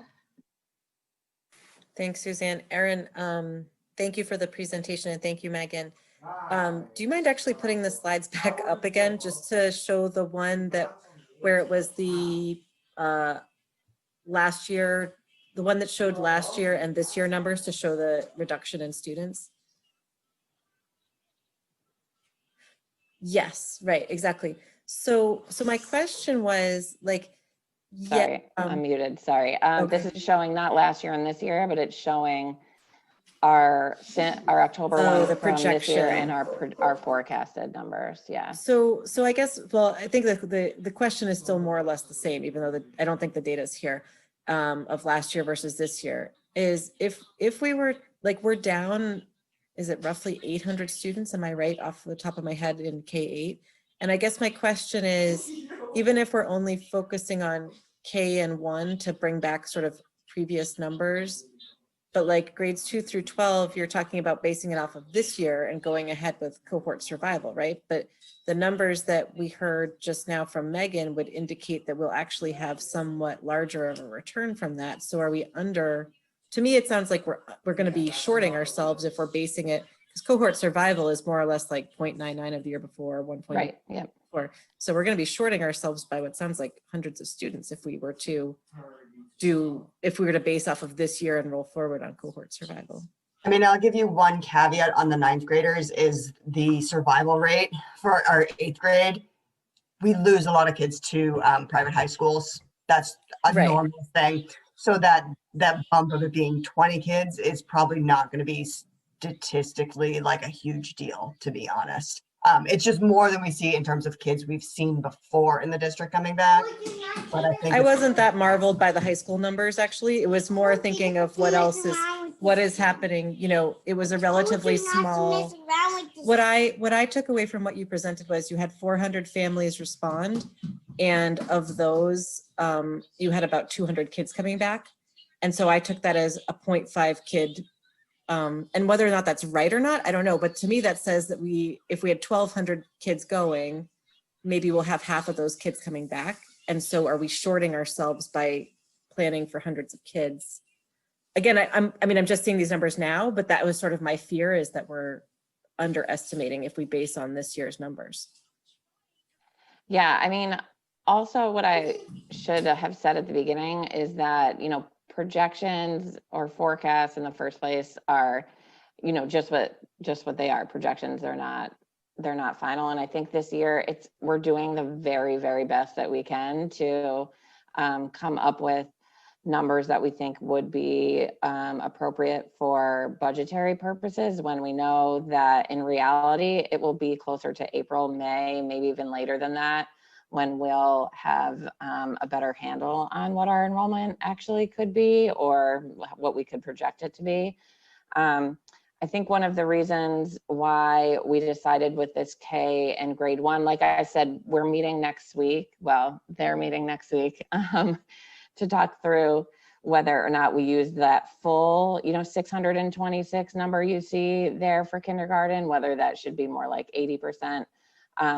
It's also in collaboration with schools and looking at the staffing that they have available, the space that they have available, what our class size and space could be. So I think there are a lot of different variables that we'll use when we're talking about enrollment for budgetary purposes. But I do hear your point, and I just wanted to just say that we're doing the best we can with the information that we have. Thank you. Others who want to ask a question or comment? Yeah, Helen. Thank you guys for the report. It's really very good. I'm wondering with the response, what was the response rate? I know you said it was 413, I think, families or individual responses. How many did we send out? altogether, or what was the response rate for that? So the complication is that the responses, the survey was sent to every individual student who withdrew, because that's the information that we have. But we didn't want to burden families by asking them to fill it out 4 times if they had 4 children. So you're not going to see that nice one-to-one. The majority of families I know at least read the email, even if they didn't respond, which is kind of shocking, actually. The response rate was pretty good, though. I will say it was a lot higher than I expected. They were given 2 reminders over the course of a couple of weeks, and people were quite responsive, for especially considering the majority of a lot of folks are gone and they're not coming back. It was very kind of them to let us know, no, thank you. We're no longer parts of the community. I guess that shows the ties to the Brookline community, that they'd be willing to fill the survey out for us. Right. Okay. Also, one other piece, you said the 20 kids coming back to the high school was high, but in my experience over the years, and maybe I'm going back too far, we've had closer to 50 kids who come back every year. But maybe that's changed, and I don't know. Yeah, I mean, I think in the last 3 or 4 years, the number of kids coming back for grade 9 is something more along the lines of, 15 to 20 high schoolers. For the most part, there can be more, there can be less. This year, really don't know whether we'll lose as many 8th graders to private schools as we have in the past. That's always a big open question too. Sure. Thank you. Anyone else? I mean, I have to say that I'm struck that there's just a lot of unknowns. We're not throwing darts in the dark, but there's a little bit of, we really just don't know. And we may need to have some kind of contingency plans or something so that we could accommodate if we have additional students. And on the other hand, if we don't need sections in a school, that will also be a conversation to have, because that's all going to hit the budget as well. So thank you for this. I would say, well, stay tuned on this one, especially going forward.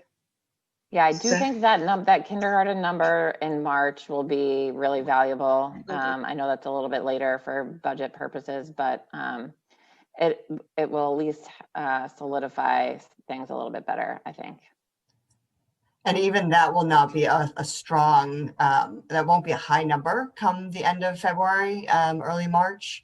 It will just be able to indicate whether we're on trend, higher or lower, 2 years previous at that point. Because our kindergarten numbers are really, we get about halfway by the end of the school year. And then the summer we see, at least 200 more kindergartners if it's a 600 kindergarten class. So it's the unpredictable nature of enrollment numbers. We really don't know until they're here. We just don't know. But I can tell you whether we're on trend. Okay, thank you very much. Helen? I have one other question. Do students who have left and then come back they have to re-enroll, correct? Yes, they do. And did you also mention that in the survey when you sent it out to parents? Yep, we are going to offer families some guidance. We're going to follow up with those families who are interested in re-enrolling. So we're going to give them some instructions. And my office is also going to provide a virtual information session to walk folks through that, let them ask questions, make sure they feel comfortable with all their questions as best we can. If we don't know if we're going to have full in-person, I can't answer that question, but I can help them figure out how to navigate the process. Right. Well, thank you. That's very great. That's great. That's really being proactive. I appreciate it. Thank you. Okay, you're welcome to stay, of course, as long as you want, but you're certainly welcome to call it a night if your piece is done. I'm going to propose that we skip number 5 and come back to it, if that's okay, Dr. Marini, because we're about a half hour behind, and I know the base people are here. So the budget development people are going to stay no matter what anyway. So if we could just go to base, I think that would be probably Yeah, the right that thing makes to do. sense. Does that make sense? Absolutely. Okay. So I think Dr. Reedy and Mary Ellen, Norman, I think you're on for Yeah. the discussion about the Brookline Adult Community Education. That's program. great. I think Mary Ellen's got a better handle on working with BASE for quite a while. So Mary Ellen, you want to take us through it? No, I'm not going to take you through it, but I'm going to introduce the members of the Adult and Community Ed program that are here. Specifically, Michelle McGlone is going to walk through some slide presentation quickly that she provided to the Finance Subcommittee a few weeks ago. And we have members of the board here, and I'm going to let her introduce the members of the board because I see some faces, but not all members are here. So, and then there are two action steps for the committee after Michelle's presentation. One is the request to support the Adult and Community Ed program. This year, you'll hear from her that they have a budget deficit, revenue deficit, and also there's a request as well to fund a particular audit and review. And I think we're sharing some concerns around a fund balance that had been, everybody's impression was that it was very large, and now we're dealing with a deficit. So that is part of what part or most of what Michelle's going to cover. And so I'm going to let her introduce her board members that are here, and then we'll follow up with the action steps of the committee. Okay, thank you, Mary Ellen. Thank you to all the members of the school committee, and I want to introduce the members of our board of advisors for Brookline Adult and Community Education.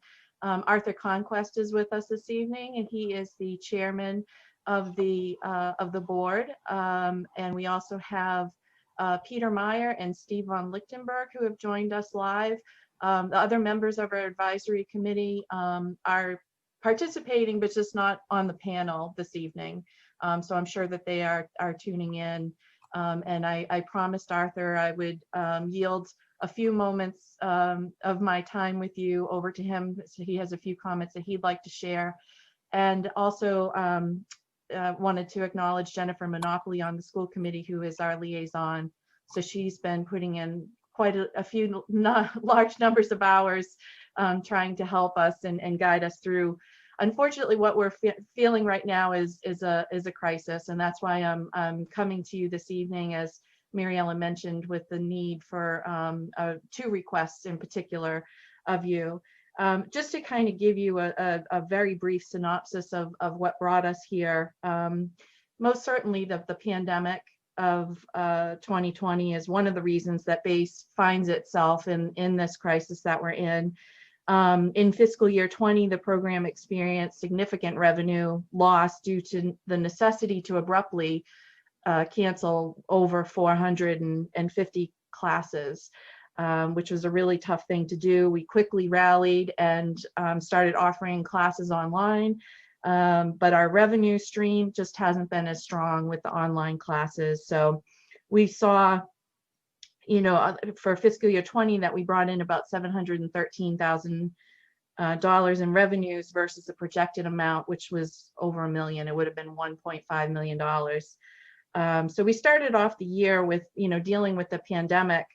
And then when you combined that with, what I call sort of like, the perfect storm here of, giving back to the district, to cover some of the expenses that the district has incurred as a result of our running our programs, and assessment that we paid back in, I believe it was November of last year, of about $195,000. And then in 2018, there was a loan that was taken out against BASE funds that we, hoping that through this audit, we'll find out whether or not those funds have actually been returned to the program. But when you take all those three things together and you add them up, that's well over, $1 million hit to our program. We are a self-sustaining program. We've been in operation since the 1800s in Brookline, which is a source of pride for us. We provide services and educational opportunities to children, youth, adults, the elderly. We really, make an impact on the people that we serve. Our staff is small. We only have 6 people right now on board. Half the staff has been working with us for over 20 years. So they've put a lot of their lives into this program. And we hire, on average, each year, the number of instructors range, from 400 or 500 a year of people throughout the Metro Boston area, many of whom live in Brookline, also teach in our program. So we've had recently a little bit of outreach to them and received some great feedback and very supportive comments and stories about what the program has meant to them. And I believe that they've shared some of that information, with you. But we've been a good partner to the district, and I know that the district recognizes that. In times of need, when the district needed, say, a new kiln, because it broke down in the UAB building, we were able to provide a replacement for it. We've done wiring in computer labs. We've given a lot back, and I feel like we're asking for a little bit in return at this point, and some good faith that we're going to bring things back to the levels that we had in the past. So with that being said, I do have some slides I can share. I'm happy to answer any questions that people might have along the way. It is a lot of information. The vote that I'm asking for this evening, as Mary Ellen alluded to, is two-found. One is for an audit, and the other is for funding for keeping the program solvent through the end of this fiscal year.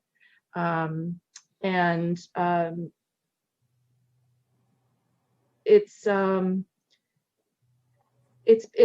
kind of a rocky period, but I really am very proud of the work that we've done and the amount of money that we've been able to continue to bring in. When you talk to people in the community who are running small businesses, it's tough right now, and we've continued to bring in revenues. We're just not able to provide the classes in person, and I feel very certain that if we're able to return after this pandemic has passed us by to in-person classes, we will very quickly be able to return to the kind of revenues, the 800,000 and plus revenues that we would on average take in each year.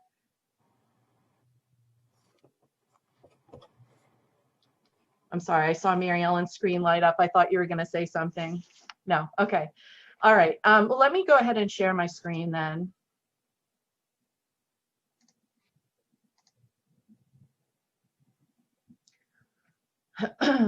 I won't go through each and every single one of these slides. We'd be here all night long. I provided this information to you along with a summary document as well.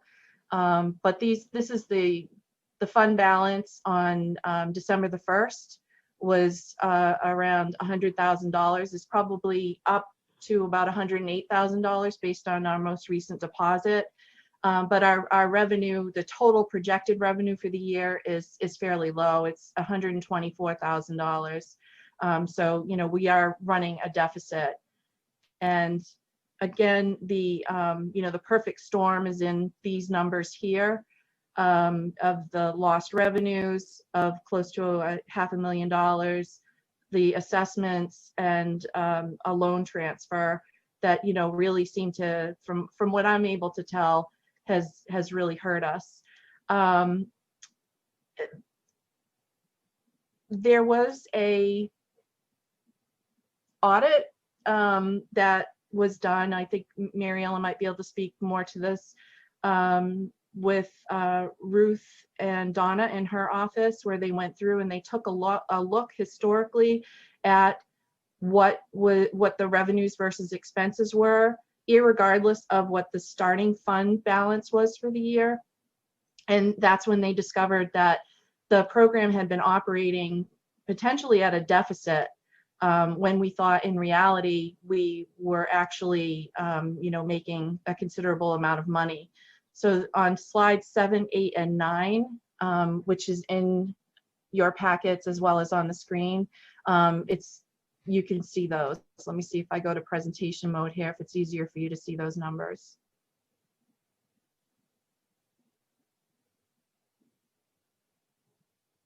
So you could see for fiscal year 2021 is on the column to the far right, but this takes into account our tuition, any refunds of tuition, our total program revenue. So you could see it dropping each year down to where it's a significantly lower number for fiscal year 2021. And then when you go down to the final, balance of what our net income and our net loss is, it looks as if we were operating at a net loss for many years when we didn't realize that. And that's one of the reasons that we are asking an audit be done. It's been brought to my attention that the way that Munis has been set up, their expense versus the revenues were not, each side of the ledger was not necessarily talking to each other unless you ran very specific reports. And my understanding is that has been changed and corrected so that now funds cannot be spent against projected revenues, but only against actual revenues. So we won't run into this issue again. And again, I think that the accounting, having an audit come in will help us determine what processes and procedures are needed to make sure that, we continue to operate on the plus side.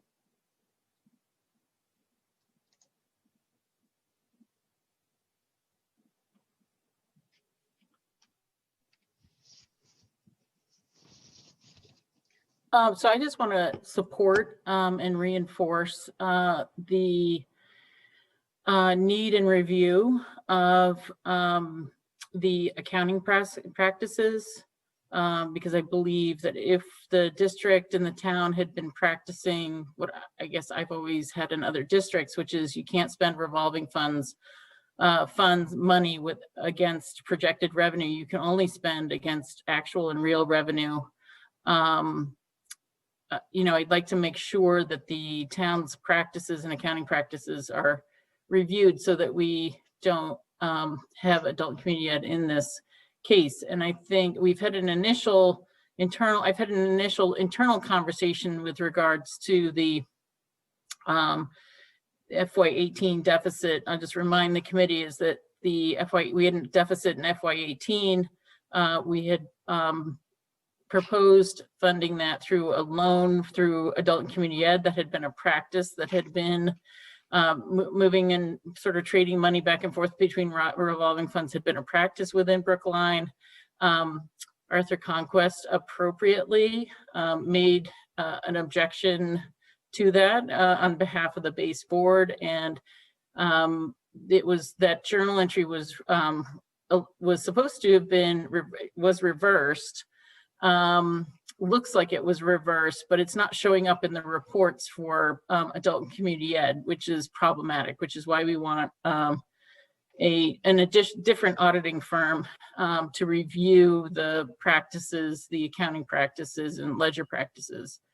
Town meeting of the fall of November 2018, we reduced the school department's operating budget and gave up our Chapter 70 increase to pay for that FY18 deficit. So we want to make sure that the ledgers are correct, that the accounting procedures are correct. I believe the correction we made for this year, which is showing only the actual revenue, and the having the program only be able to expend that actual revenue. That corrects one major error. This is common practice, and we're sort of also running into this with some of our other revolving funds, and may have been causing some of our other revolving fund issues in the past. So I do want to say that I want to support this, the audit piece of this. It will be extremely helpful to me, very helpful to Michelle. And I think there are other pieces and components of the adult and community ed program that Michelle has inherited, where she has an application that needs to be reconciled to Munis, and some good best practice process and procedures, and some training for staff around reconciling revenue, and how does she account for credits that people don't take a refund but keep a course credit, and so how do we account for that to make sure that we don't spend those funds. We have that problem. We have that in food service, where we deduct every year. We have to hold back from our fund balance the money we have on account in school lunch accounts. Is very similar. So what's our best practice for doing that? So I want to make sure the committee knows, and the board members that are here know that I'm in full support of the review and the audit for whatever it shows, and look forward to working with the board on the scope, and what that scope of that review and audit should be, so that we would, and ideally I would like to see that we get that done quickly, and certainly by the end of February, because I think we do have a deficit in that program, and so we need to make sure we can manage that through June. And if there's some best practices we can start putting in place, and training we can put in place that mitigate the total deficit at the end of the year, that would be very helpful to Michelle and her team. Andy has a question. Yes, for Mary Ellen, I just wanted to make sure that I understood what you were saying earlier about the $480,000 loan from 2018. What I understood you to be saying was that the PSB has a record that we repaid that money, but that money was never apparently credited to base after it was repaid. It's the way the reports run. So in the ledgers, you can actually see it going back into the fund, but the way the reports run, it doesn't appear that. So if it doesn't appear so, and that's part of training. At some point, we'll be going through all of this with the finance subcommittee. We'll get into the nitty gritty of that with the finance subcommittee. So the conversation that I had internally is that those funds were actually done. So Brookline uses a period 13 for doing year-end adjustments and changes. Most communities keep the period 12, the June period open. You can have a new fiscal year start. I'm just talking accounting language. So part of it is, it's an accounting practice that is kind of messing up the reporting. So if your department heads don't run the right reports or the right summary reports, they're going to get misinformation, and both on revenue or expenditure side, depending on what that year-end closing month looks like. So we are that piece we need to resolve and make sure that what the reports are, show the reports, make sure that those reports are final, have a third party review and confirm all the funds that are supposed to be there. But if I could follow up on that, so like once the audit is done, like how confident can we be that that money will be found and can then immediately be credited to base? Since we're confident that we did. So the town's position is that the money is already in base. Yeah. The money was already given to base. What is the piece that is the next piece of that is the reporting after that is the fact the next piece was the reporting out on and allowed to expend on projected revenue when So for example, on the ledger, we have a projected revenue amount. And so when you have a projected revenue amount in your budget column and you have your expenses, that balances to zero. But when you have but in Munis, when you have a budgeted revenue, it allows you to spend against that budgeted revenue. So we changed that this year, and nobody adjusted that revenue when they knew they weren't going to meet that revenue. And there was no adjustment in that period 13 to reduce that revenue. So it gave a false, when you ran reports, it would give a false balance. When the town has a separate fund balance report, which is a little challenging to read. The balance, they stand by the balance that report shows. And that's not a report that Michelle or Claudia would ever have seen to know that that was off. And this is, so it's a little more than ironic that one of the positions I'd asked for when I started in 2015 was a special revenue funds manager position, because these things are can get pretty complicated, grants can be, and we're dealing with this situation with base. So that position was never filled and was actually converted to a payroll position, just so you know where that went. But Helen, you had a question?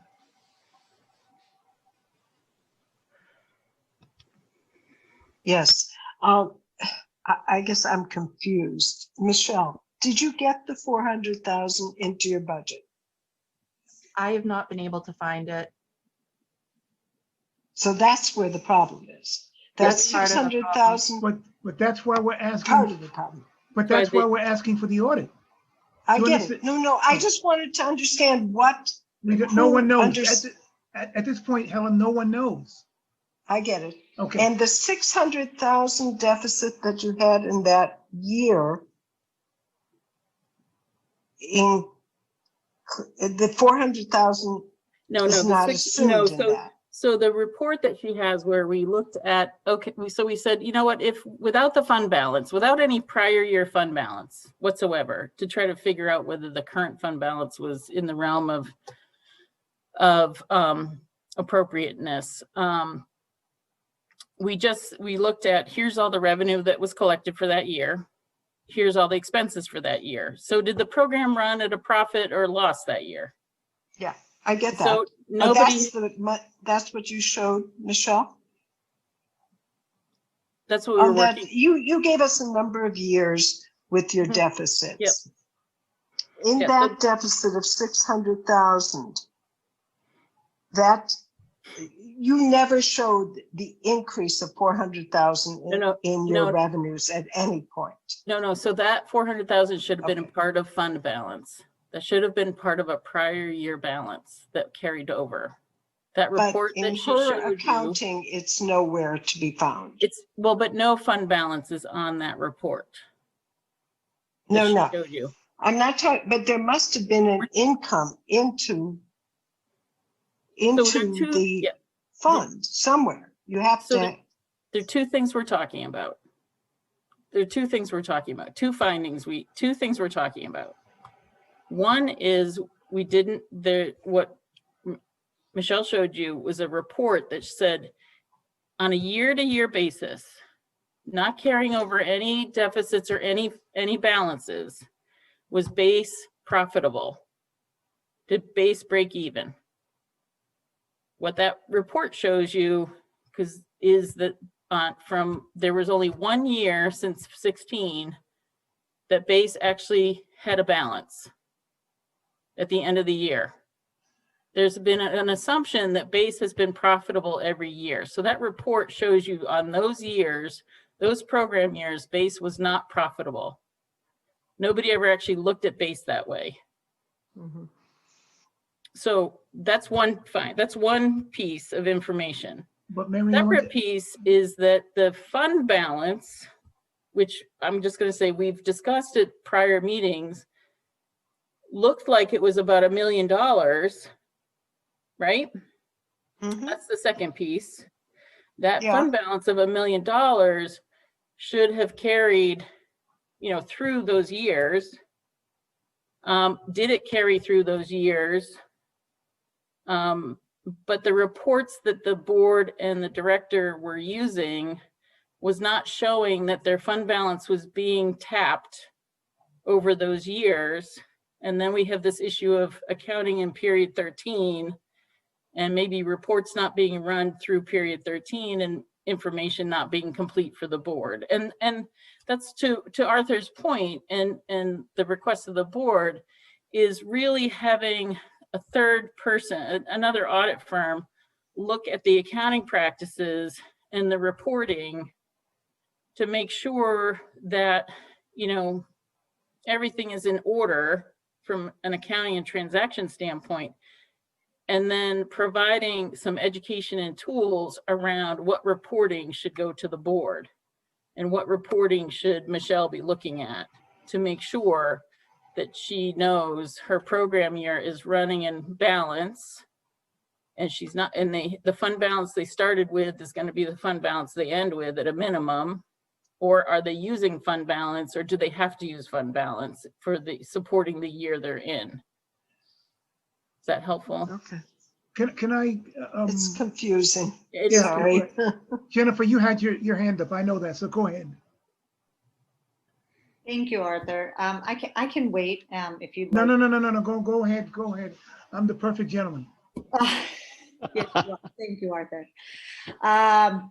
At first, I really want to thank Michelle McGlone for and her team for all of her hard work and their hard work. And she's been analyzing, evaluating, planning, brainstorming, fundraising, a ton of work, hard work and determination for how to support BASE and how to manage the financial health of BASE. And so I really just want to thank her for, and the team of people, staff that she's working with, just a huge amount of hours and work and extra effort. So just a huge thank you to them for the hard work on this. And secondly, to make a statement that I fully support an independent audit, that we need to sort of just, we just need to make, we need to clarify that things are going to continue in the future to be done in the way that they need to be done. Reports are run the way that they need to be done. And Mary Ellen can correct me if I'm wrong, but my understanding as a non-accountant person, Helen, is that there are sort of like several buckets of things that need to be addressed. One is that my understanding, this is very loose, Mary Ellen, this is my understanding.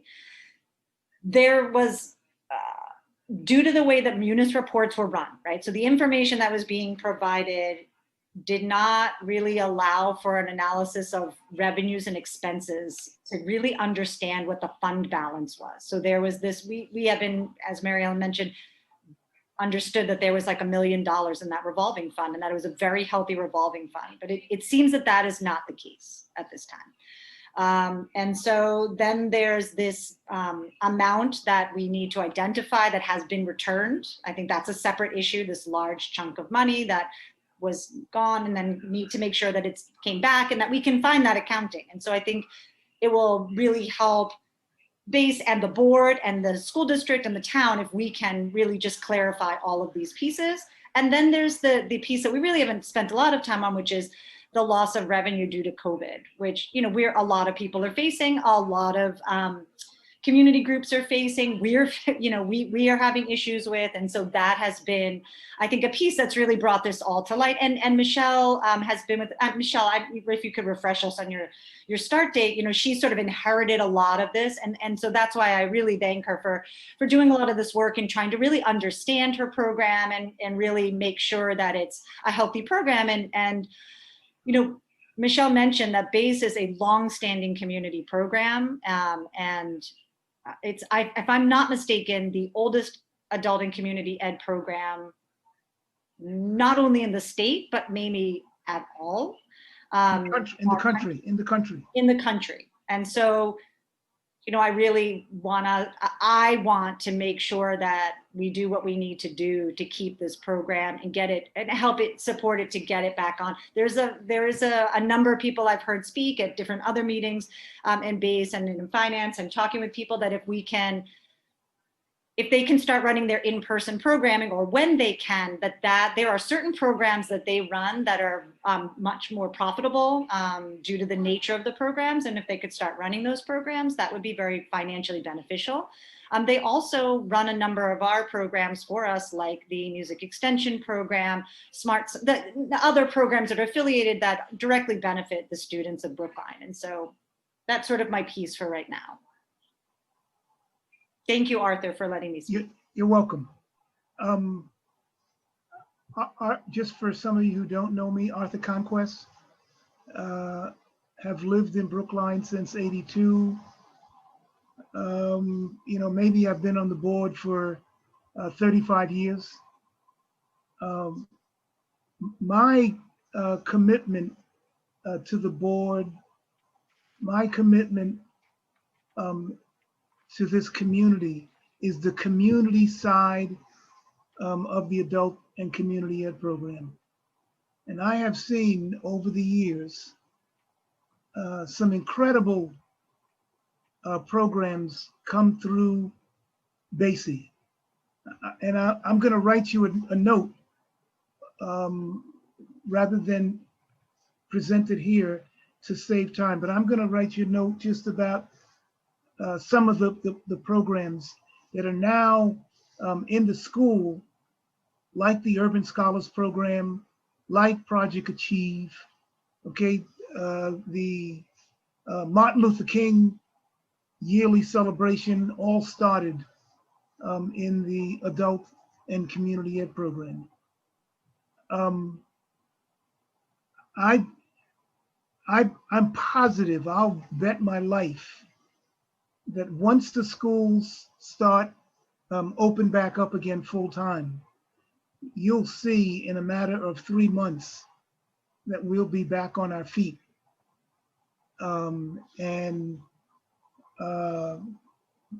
Whatever problems we're going through now will evaporate. I've seen it happen. It happened 10 years ago when Bill Lupini first came aboard, and he hired someone who didn't know what she was doing. And there was a similar financial problem. We hired Claudia, and in no time, we were back in business. So I have supreme confidence in the community. The program has shifted a little over the last 10 years. It's almost now 50% adults, 50% children in the community, but it's still offering services to the community, and valuable services. Just our winter, Christmas vacation, spring program is an enormous support to this community. So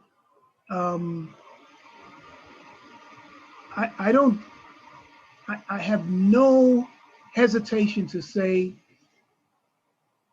support us for the 8 months or whatever it is, or 9 months that we have left in this school year.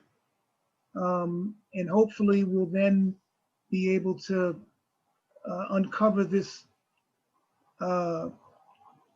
this deficit problem, or this financial problem that we have, and we'll be running smooth again. Just trust me on that if you can. Thank you very much. Okay, and I just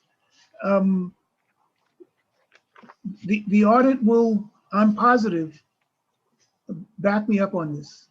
Okay, we've never, in the 200 some odd years in this program, even the 40 years that I've been associated with this program, we've always lent the school system money. And I'll answer any question that anybody has, going back to Jim Walsh, going back to Lupini, where we were supporting the schools. Plus, how much rent do we pay? $175,000 a year? It started at 125 and it moved up to 175. But that's a pretty healthy, no one in the town pays that kind of rent for space. So up until last year. Thank you very much. Thank you, Arthur, and thank you for all your years of service on the board. My goodness, that's a long time. I appreciate it. Do we have a motion so then we can ask questions or comments on that? Jennifer? I don't have the official wording of the motion, but I would make a motion unless Mary would wants like to supply to me with language. Oh, make sorry, a Mike. comment, Susan, if I could. You, Yeah. what, Steve? I would like to make a comment if I can. Sure, can Jennifer do the motion and then we'll have time for comments? Oh, okay. Okay, thanks. I would make a motion to, I'm not sure, what do we need a motion for? Is it just specifically for the audit, to support an audit, or thank you, Mary Ellen, help me with language. I would, I'm gonna give you a verbal motion with a blank in it because the committee needs to decide how to fill in the blank. Okay, so the motion is that the school committee authorizes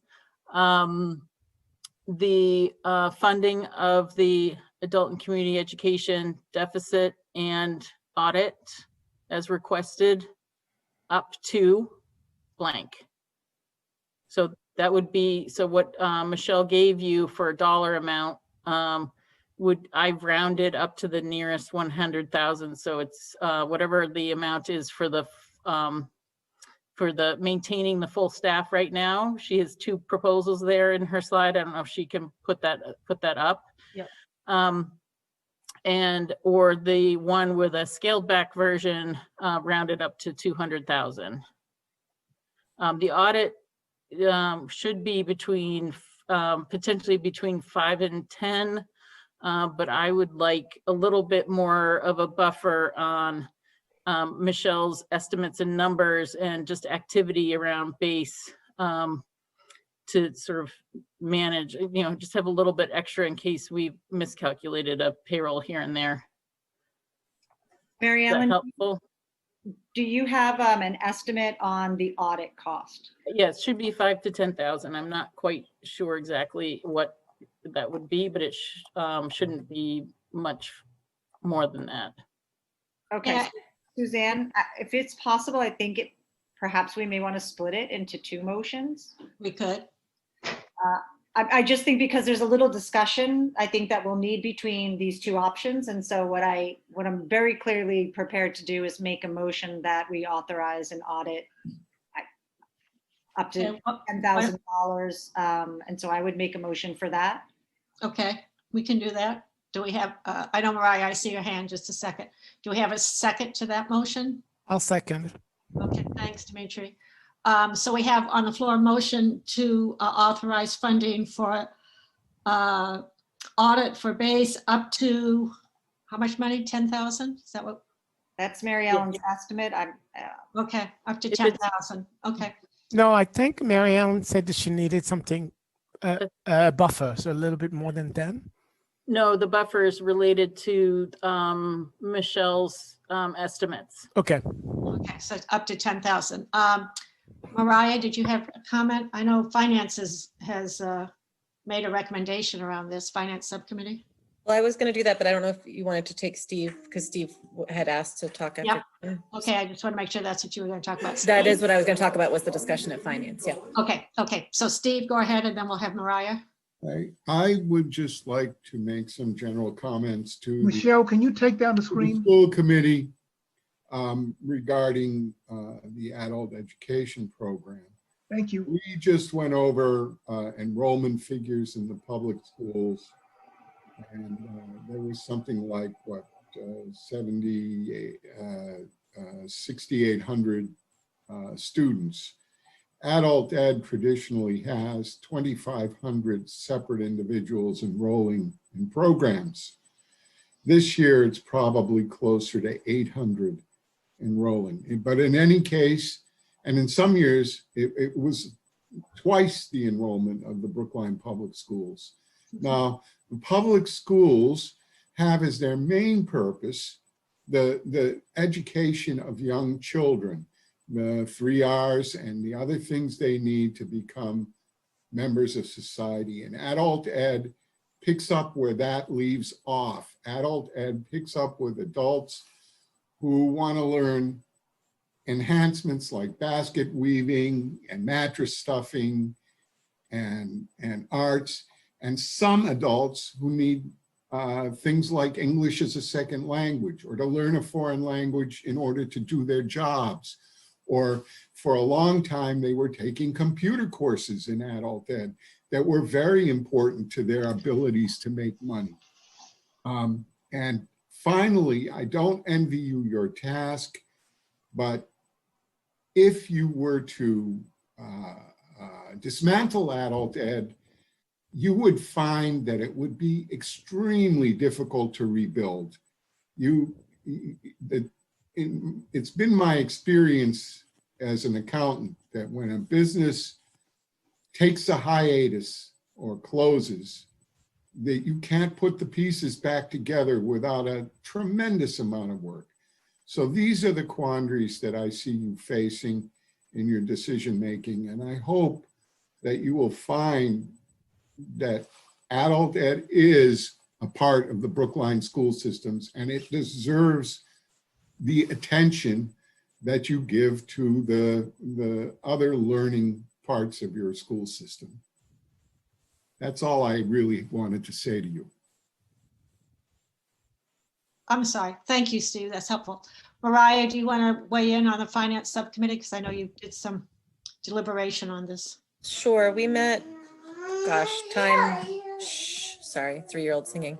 We met a couple weeks ago, and I was it was very helpful to talk to Michelle and to the board members, including Arthur and Steve, about what was going on. And we covered a lot of this ground. We did discuss the for the audit and much of what we talked about tonight.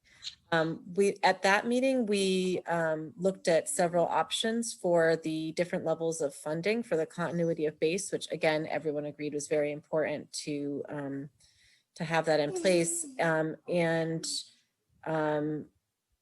And the two options that are presented on the slide that Michelle had given, one is for the full sort of continuity, and one is for a slightly reduced continuity. I won't say slightly, but reduced continuity.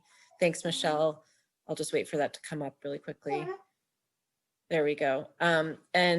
And if you see it, essentially the second option, which was the one that the finance subcommittee voted for unanimously, as I recall, I don't have the vote right in front of me, but essentially was to take some of the staff part-time. Some of the staff remain full-time, some of the staff go part-time, but essentially all of the staff continue at some level of effort. So that is the second option is the one that the finance subcommittee voted for. Is that essentially 200,000, or is that? It's 186. Okay. So Right. was that the amount? 186? 100, right, but that it's just below. Yeah. 186, 626. Yeah, it's sort of covered up on the screen right now by the bar, but yes, 186 and change. Okay. Okay, so I think we have one motion on the floor, which is for the audit, and then let's go to the second motion. So if there's no other question or comment, we will vote just on the audit now. If I could have the screen back, that would be helpful. Michelle. Sure. Thanks. I know we're making you go back and forth. That's quite all right. That's fine. Suzanne, do you want me to make a motion for the second amount, or do you want to keep talking about it? Because I could make that motion if you wanted. Sure, go ahead. Okay. I didn't we can vote. Okay, then we can vote on one and then the other. Yep. Mariah? Yes. Could you stake us another $5,000? I think that's what Mary Ellen had been suggesting, if I understood correctly, right, Mary Ellen? Was a little bit of a buffer? So, so for me, if the second, that's why I rounded 186 to 200,000, is that it gave a buffer not only for Michelle, but also gave for a buffer for the audit. But we've now split it. So I'd actually prefer to return to Mary Ellen's approach. But it comes out of the same pocket. Yeah. The same. So it's not, we're not it comes out of the operating budget in a single account in the operating budget. So Yes, this one. Well, I think we have a motion. Suzanne? Yeah, wait, who, how? I just said, I think we have a motion we probably should vote on, and then we can do the second motion, and it comes out of the same pocket, that's fine. But the point is that what, No, what we would say is different, because I would either say 186,000 and change, or to Arthur's point and Mary Ellen's point, 190,000. Plus the audit, which is 200. But again, if the audit came in at less than 10,000, Yeah, because Jennifer split it out, it caps what base can access at 190, whereas if the audit came in slightly less, it would give base slightly more of wiggle room. So by splitting it, we've actually limited the flexibility. So we might, I'm just proposing we might roll it back together. yeah, I mean, that's fine. That's fine with me. But, Andy, okay, I know you okay. have your hand up. you need a friendly amendment accepted by Jennifer to change the Yeah, amount. yeah, but Okay, so who does the friendly amendment? Not you, Arthur. I know, but I wanted to say something. No, I know that, but I wanted to say, if I could. Okay, Arthur. I was speaking with a friend of mine today who's he's a professor of the dollars at Northeastern. And I mentioned to him what we were proposing for an audit in the $15,000 to $20,000 range. And he said that because of this time of year, for some odd reason, trying to find an auditor who's going to accept a decent auditor who's going to accept those kinds of figures are going to be more than difficult. So, I mean, I don't want to have to put us, and if we get someone, you know, at a lower cost, we return the money.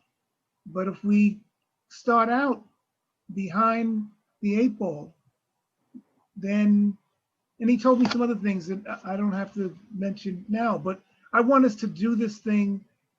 I want us to complete this so that it's right, okay? And that we don't find ourselves behind the 8 ball in a month and a half from now. Okay, sounds good. Andy, I think you wanted to say something or no? Yes, I did have a question. So in the documents we were given, one of the requests or suggested actions by the school committee is to waive the room assessment that was supposed to be paid in November, and that is like $195,480 something dollars, right? Which is very close to the amounts we're talking about for this. What is the relation of that suggestion to this thing? That's another. Michelle, I believe you did not include the assessment for this year in your numbers, because we talked with the capital subcommittee, and we're actually on a future agenda, you'll be having a vote for waiving the assessments for not only adult and community ed, but also the extended day programs.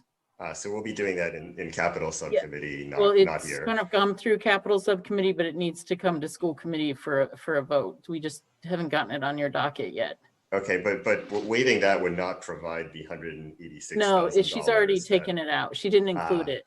Okay, so all right. Yeah, the Thank you. 195 was taken out back a year ago, and then we were due another 180,000 plus for this November, and it wasn't collected because we didn't have it to give, and because we were asking for some relief. So that'll happen later. Yeah. Got it. Thank you. Jennifer? I'm not a parliamentarian, so I don't know if this is an appropriate protocol, but can I withdraw my motion to make a new motion? Mm-hmm. Okay, so I'm going to withdraw my first motion, and I'm going to make a new motion. And the motion is that we approve, if I understood the number correctly, 200,000, which would include the monies that base would need to get to the end of the fiscal year, and include monies for a third-party audit. That is my motion. If I believe that I understand the language of that. If you need to make it more technical, please jump in, but that's the motion on the floor. Okay, do I have a second? I'll second again. Okay, thank you, Thank you, Dimitri. Dimitri. I guess my only question might be, Mary Ellen, just to reassure us that we have the money to give to them. We don't. We have a deficit. So it makes our deficit from 5 in my 500 this month's report you'll get. It's going to finance subcommittee next week. It brings our deficit up to 715,000. So that doesn't mean you shouldn't do it. I mean, okay. Because you know, but I do want to take the opportunity is that you're now witnessing sort of how I've had to make things work out to balance the budget. And it's not pretty. It's kind of ugly. And sometimes like in the, you know, things don't settle out the way they need to and don't stay settled out. So, which is why I'm very much, you know, in support of the audit being done, because I want to make sure that we don't have any other unravelings for 19's deficit that I had to solve and 20's deficit that I had to solve, because we're dealing with accounting practices that, you know, are for me are of concern and are not the standards that I've had or of the practice that I've had in 4 other munis communities. Okay, thank you. Jennifer? One other piece, there are a number of other recommendations that I do not believe that we're taking up for discussion this evening, but that are on in Michelle's documents that she has also supplied to us. And some of those include fundraising efforts and other ways to help us close this deficit over time. That will take time over the remainder of this fiscal year to possibly be part of that. And some of that, I don't know if those need school committee votes and whether or not we'll take those up in various other subcommittees or finance or at full school committee. But I think that BASE has been trying to brainstorm some other ways to help us in this work. I don't think that it's going to be the kind of money that's going to solve this problem. But I hope that there'll be continued efforts to help us with this, the financial health of the revolving fund. Okay, thank you. Michelle? I'm glad that Jennifer mentioned that, because I didn't want people to feel like we're coming to you without having tried to do some things within our own control to try to remedy the situation. So we've cut substantially costs. We've reduced staff. We've increased some of the tuition in areas that we were able to in order to stay competitive with other community ed programs. We did a fall fundraising where we had the governor and other noted people come and speak. We've done a lot of things. We're looking into doing more to try to help, you know, this situation. And that the struggle that I have, I fully understand that we have a deficit that the district is operating in, on top of the issue that BASE is bringing to you right now. Is, you know, being able to do all the fundraising and continue to offer the same level of high quality programming to all of the people in the community, you know, with part-time staff, because that's what this option of the $200,000 would be able to provide us with. It would be 1 full-time program coordinator and 2 part-time program coordinators.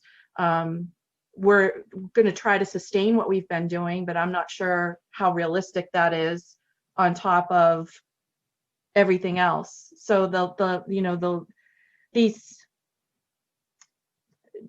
funds would be helpful, and we're very appreciative of any efforts that the school committee could offer in that area. But you know, just the reality of it is that, you know, that we really need everybody there full time. We've already taken the cuts that we needed to operate at bare bones. We are operating at bare bones now. So I just wanted to advocate for my staff for full time if we were able to keep it. It's not that much significantly more than doing the part time. But I would appreciate, you know, even if it's the 186 or the 200. You know, just know that it is appreciated. I just feel obligated to advocate for the first option if possible before there's a vote taken. Okay. But I'm grateful either way. Yeah, thank you. I think we have the motion on the floor. We should vote unless anybody else needs to jump in. Yeah, I do have a clarity because I am in, so just to Michelle's point, I am in favor of the first option. So I just want to be clear, Jennifer, that although we've cited a number, we are on the record that we prefer the first option. Yeah, Yes. Jennifer. Yeah, I also prefer the first option, but I believe the recommendation from Finance Subcommittee is that, I mean, I suppose I could make a motion for the larger amount and we could see if it passes. You can move to amend. Okay, It's so. funny that you're amending your own motion, though. This is my third one. Dimitri, who seconded, the people who made and conversation seconded going. the motion don't actually want the motion. I do. What I want and what I wonder is if it's possible. We are facing a deficit, and this is part of the discussion, I guess, is we are facing a huge deficit, and so I'm trying to. I want to support base, and I understand that we are facing a very difficult financial situation, and so. My heart says one thing and then the money says another. And I don't really know how that's what, I look forward to hearing from other people if people feel differently, I guess. Okay. I think that's the conversation to have, right? Okay, We are facing a deficit in terms of the crisis of COVID. So that's why I think we should put the motion to a vote, because I think this is another program that's a casualty of the COVID crisis, on top, of course, of the accounting issue. But we are in this moment because of the pandemic. So that ought to be the conversation. So Dimitri, you think we should, your thinking is that if to offer the motion at the full-time amount and then have discussion and vote on that? That's right. Michelle, what's the number? The number for full-time would be 296,500 versus 186,626. Plus the audit. Plus the audit. Round up. Plus the audit. Yes, thank you. Plus, Yeah. plus a buffer, round up. It's about 310. Yeah, 310. Oh my gosh. Yeah. I would prefer that we vote on a motion that's on the floor now. So let me just add to the information. So we have not, school committee has not rescinded it or adjusted their reserve fund transfer request to advisory yet from $1 million. They've, Mike Sandman does know that, and Cliff Brown do know that the school committee is wrestling with this issue. So that is another tool in the tool chest I have, or you have at this point, for balancing that budget. And I think the assumption being that Michelle is going to be continuing to do fundraising and implementing her other suggestions, we typically would not get that reserve fund until June, late June.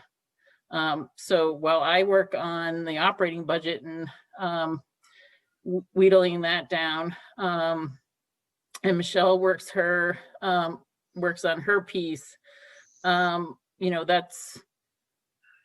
that's the next check-in that we have to do after finance subcommittee next week, is with advisory around how much of that reserve fund ask that we have can we adjust downwards or not, and or would they be removing it and we're on our own. But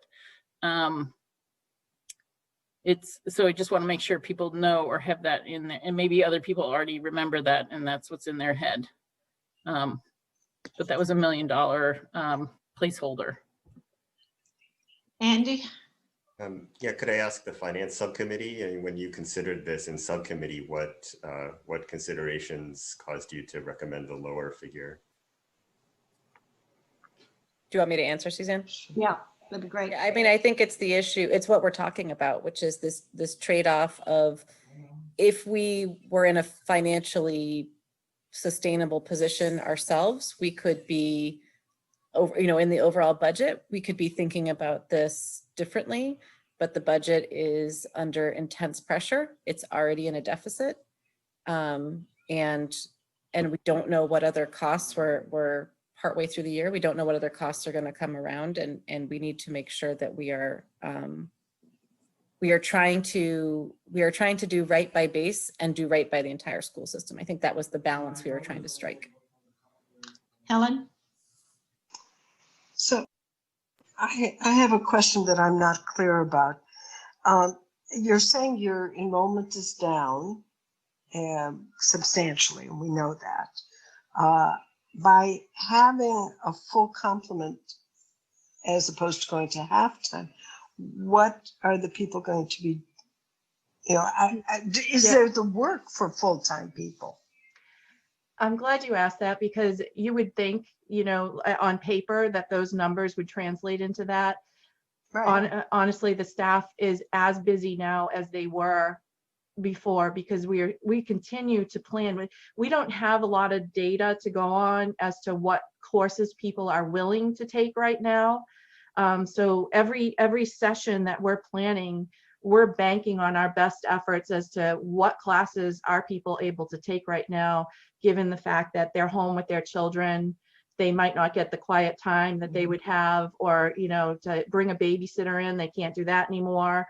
Some of the classes that were, our standard classes that we always had high enrollments in aren't getting the kind of traction that they used to get, but we're still getting enough in those classes that it's still worth it to offer it. We're just not making as much money from it. So, but you're not losing money on those classes. No, we're not losing money. We're not, I won't allow a class to run at a deficit.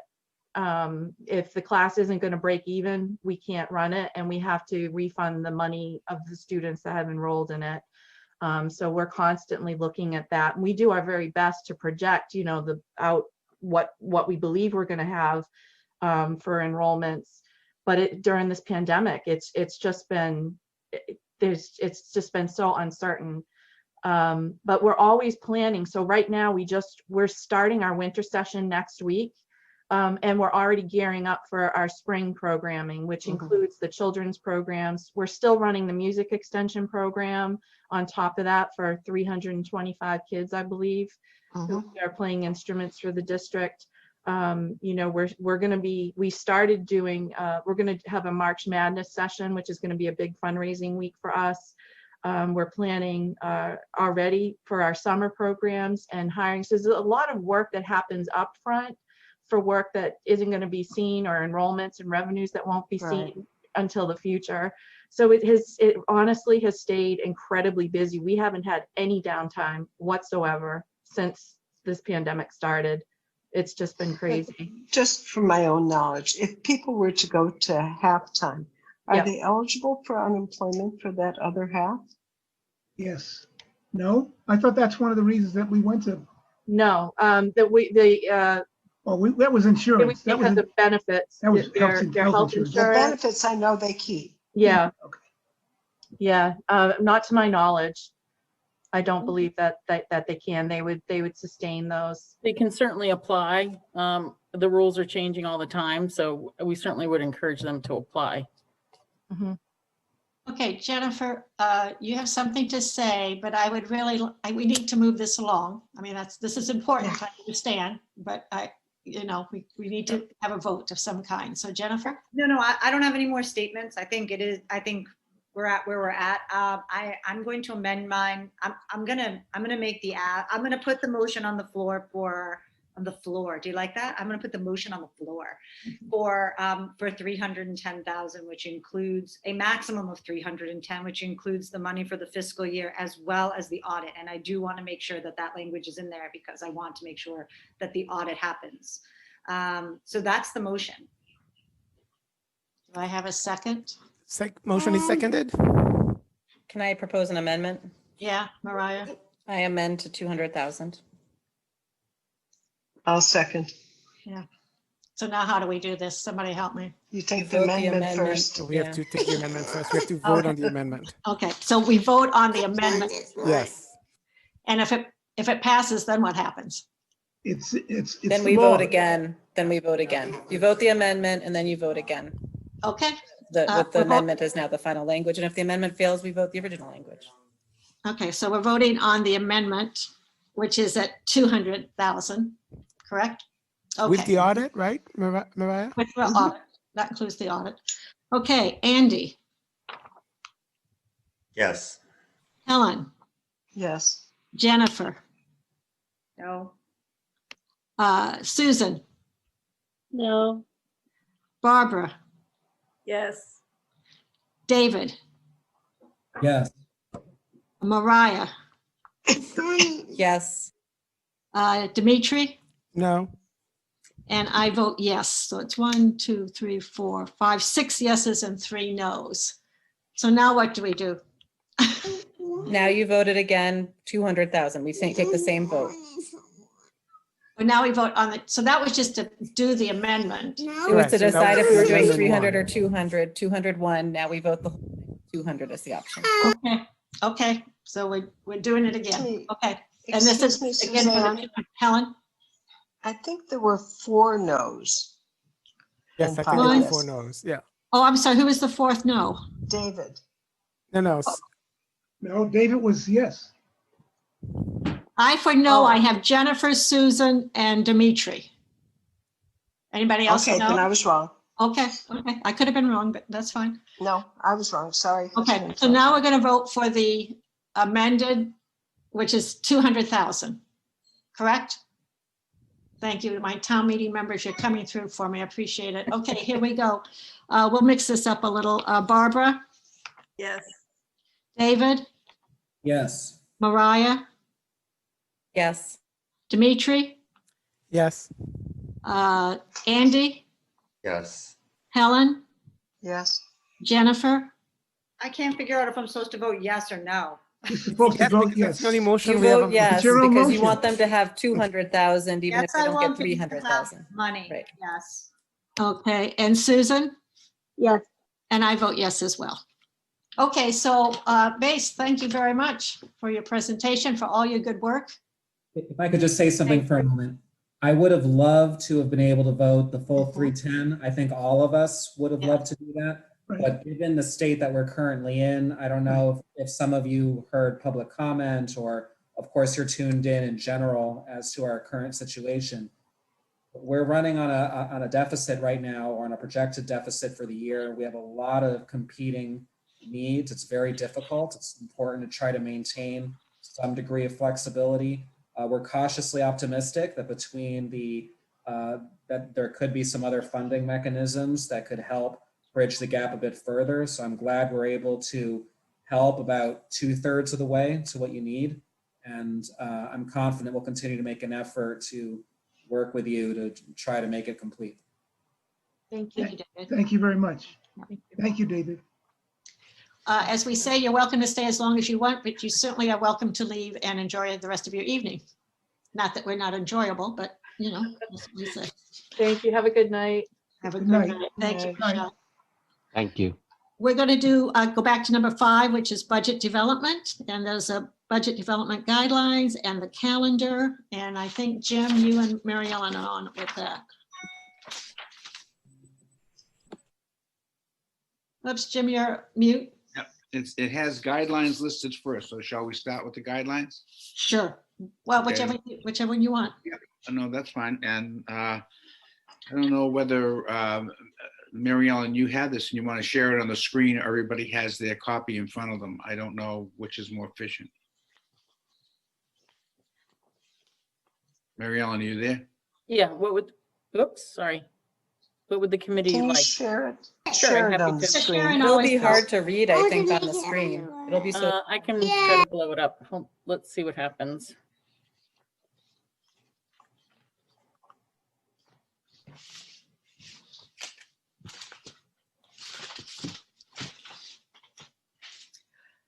Just for clarification, are we voting on anything or this is just conversation and information? I think eventually you will. These are draft guidelines, but I think tonight is another opportunity to inform them. These include some of the comments from our last school committee meeting, as well as some additions that Mary Ellen and I made, which we will go through. But at some point we will vote these. These will be included in the budget book that goes out, so people will see what was guiding the decision-making process. But you can see from the draft memo here that it acknowledges in the very first paragraph that the school committee by statute is responsible for the budget, for overseeing and approving the budget. So it's important that we have an understanding about what's the underpinning guidelines that's driving the budget. Therefore, we put this little memo together, and I try to make it as direct and simple as possible, so that we could, really be actionable. But remember, and I'm going to say this 1,000 times before this is over, in the end, the school committee is going to vote for this budget, and this will be the school committee's budget. My responsibility as superintendent is to bring forth a budget that we believe meets the needs of the district. And the school committee has an obligation to approve a budget that you believe meets the needs of the district. And then, of course, there may be a gap between what we want for a budget and what we can support for a budget. And then the school committee will be giving some direction on closing that gap. I'm anticipating a gap. And when we get to the place on the 21st, where we will show what the budget requests will be and what we think the resources are going to be, then we can talk about, well, how are we going to close that gap? Are we going to close the gap? Because that's a question as well. But for tonight's discussion, we're looking at the budget guidelines that then you give to me to say, as you develop this budget, these are the values, these are the guidelines we want you to consider when you develop the budget. So let's read through them, and there are other things you may want to add, you may want to delete, you may want to change. This is a time to do that, so that I can walk away with the clear understanding of the priorities. So Mary Ellen, can you scroll up a little, please? Because we have the down just a little bit. I just wanted to just make sure that we included the Brookline has the 4 district goals that have been in place that actually expire, and you'll see that in the guidelines or in the assumptions that we're building in money for a strategic planning process for next year. I think that's critical for the district. We'll see. But we are keeping in mind students, student achieving, and students are invested in learning, students prepared for change and challenge. If this year doesn't get them there, I don't think anything will. And educators' growth professionally, professional development, continuous growth, to add vibrancy to the system. So let's go through. If you haven't read them, I'm just going to read them, and then we can have a discussion. We want to build a budget that includes unallocated reserve funds. And that's been in the budget assumptions over the last couple of years. That's going to be important for the unanticipated costs that are going to arise in a whole bunch of different areas.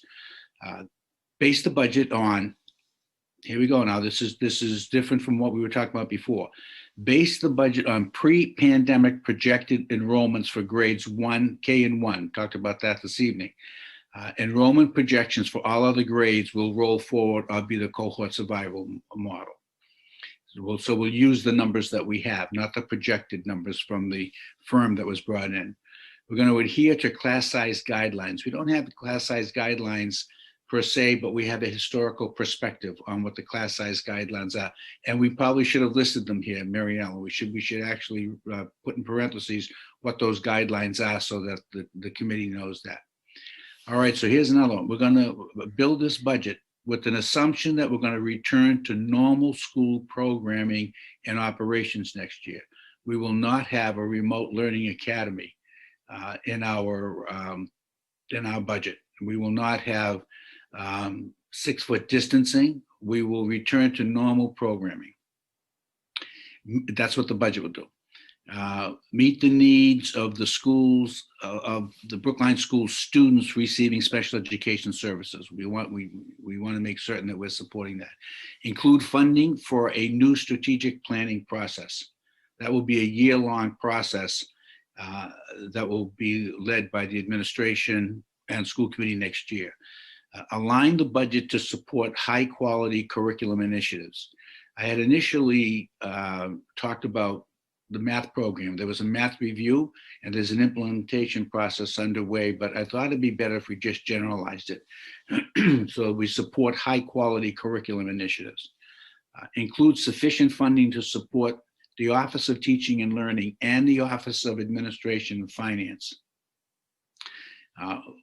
We'll talk about these more in detail, but what that really means is the Office of Teaching and Learning was restructured this year. It's operating at an unsustainably lean number of people, and the Office of Administration and Finance is insufficiently staffed for the kinds of reporting that needs to be done, and budget tracking as well. So you'll hear more about that. But again, you have to decide whether to keep it in there. Returns identified positions. Last year, there were positions that were removed from the budget with the expectation they would be returned this year.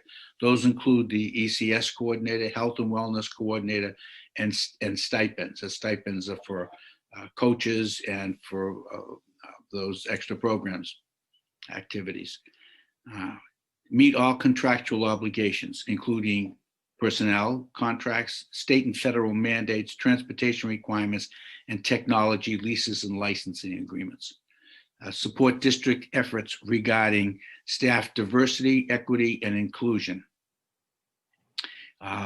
Ensure breadth of program of education to include visual and performing arts, physical education, and world language. Support district efforts regarding, I'm sorry about that.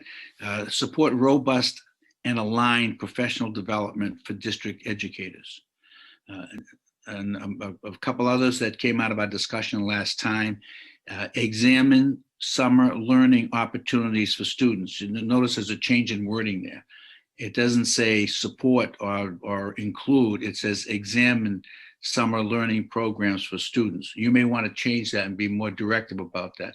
The concern is that some students have regressed on their learning, which I think is pretty self-evident. And we need to think about how to help those students, and maybe through a summer program that with identified students, we could provide some opportunities for them. Mary Ellen, scroll up a little bit because I can't read the last one. I'm down too much on my screen, if you can. There it is. So support social emotional needs of students post-pandemic. We think there is going to be a significant need for guidance counselors, a social intervention of some sort as we re-enter kids full-time into the schools. So we need to have a discussion about, are these the right budget assumptions for the school committee? Are there ones that we're missing? Are there ones that you think are automatically built in? We don't need to make them an assumption because they're going to be there. Because when we start making decisions, I'm always going to go back and refer to this and to say, how does our budget square with what our charge is from the school committee? Okay, so shall we begin to have some discussion? Sure, let's let everybody speak at least once, and then we'll move in to see how much time we have. Yeah. Jennifer's ready to jump in. Go ahead, Jennifer.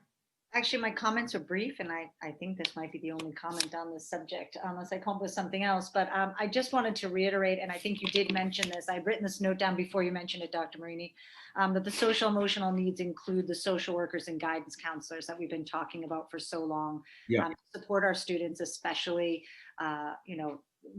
based on what's happening this year. But this was an existing issue prior to COVID. And so I really want to support that. And I don't know if anywhere in here are some of the ELL supports as well. We've been very short-staffed in our ELL departments, I think, or at least we could make statements that we could use more support. And so I would just like us to think about where that might fit in our budget objectives and whether or not it falls in a it's a very nice document, and I thought it covered a lot of the things that I've been thinking about, and that we've had discussions about. So I like the document a lot, and those are just the two things I wanted to bring up. Thank you. Who else would like to speak or ask a question? Helen?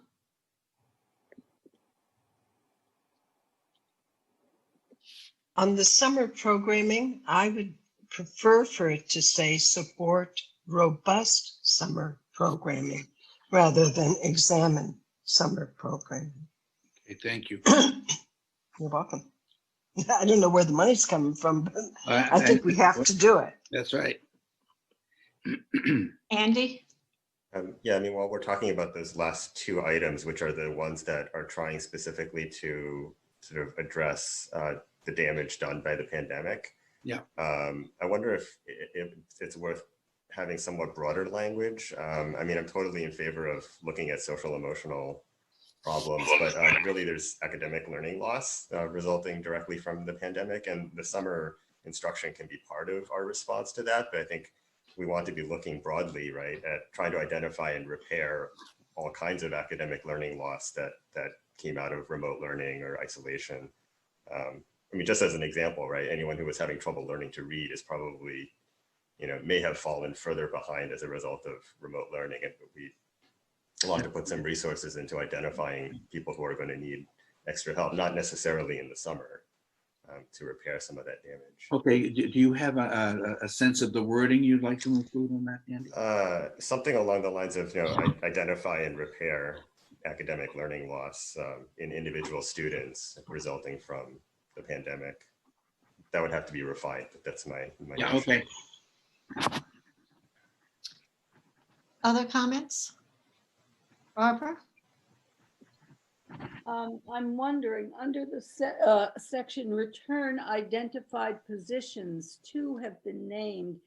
I am wondering if Khalees Warnham is coming back next year. She was on a leave, and is her position still in our budget?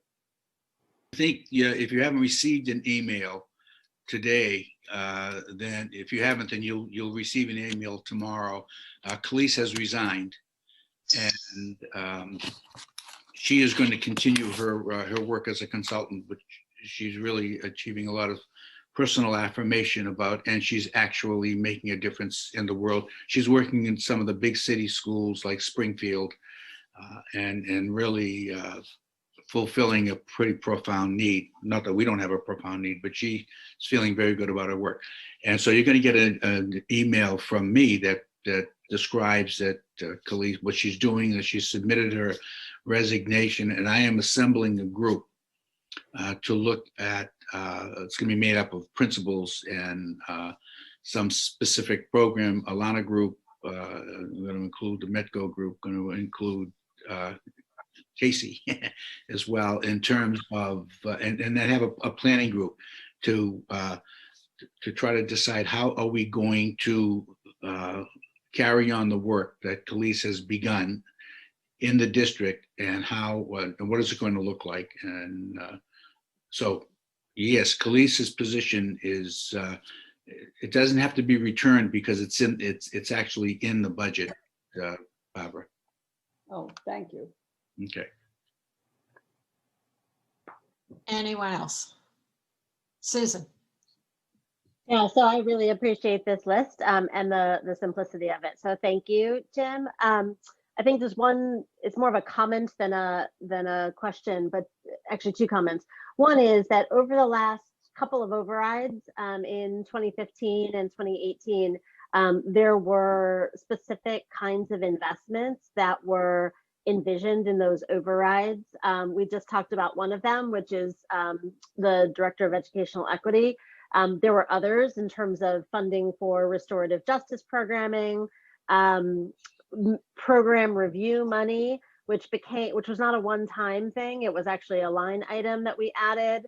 And there were a variety of other things. And I think it's probably important to go back just to what it is that we sort of said we were going to do in those 2 overrides, and to the extent, just kind of get an update on those. And it doesn't necessarily, I don't mean anything grandiose, but just to say, to the extent that we stopped doing them, why? To the extent that we are continuing to do them, we know what's that looking like, and if we're morphing it or we're changing it, what does that look like? Because I think that as we get into budget season and priorities and trade-offs, I think it'll just be important for folks to kind of touch base with what it was that we thought were the priorities in prior years, and just acknowledge those. And I think that kind of leads to my second question, which is that there's a lot of priorities here, and so I think that the question in my mind for when we're doing strategic priorities is always, so what does this mean we're not doing? As a result, what are we not funding? If these are the priorities, what is not a priority? And it's, you can't really prove a negative, so I'm not asking for a list of things that are not priorities, but I think it's important for us to sort of have that as in our minds when we say, going forward, there are many, many, many conversations we've been having about a lot of needs across the system. Yeah. And so I think we just need to all look at each other and, be very clear and transparent about problems that we have identified and that we have said are important that are just that are not going to get funded in this budget. And the reason that's important is so that people are not under the misimpression that either we forgot about them or that somehow we're going to make good on a set of commitments that we're not funding for, and that they're magic, because I think there's a real tendency towards magical thinking, and I really want us at all costs to try to avoid magical thinking. Okay, very good. Do these two bullet items capture that?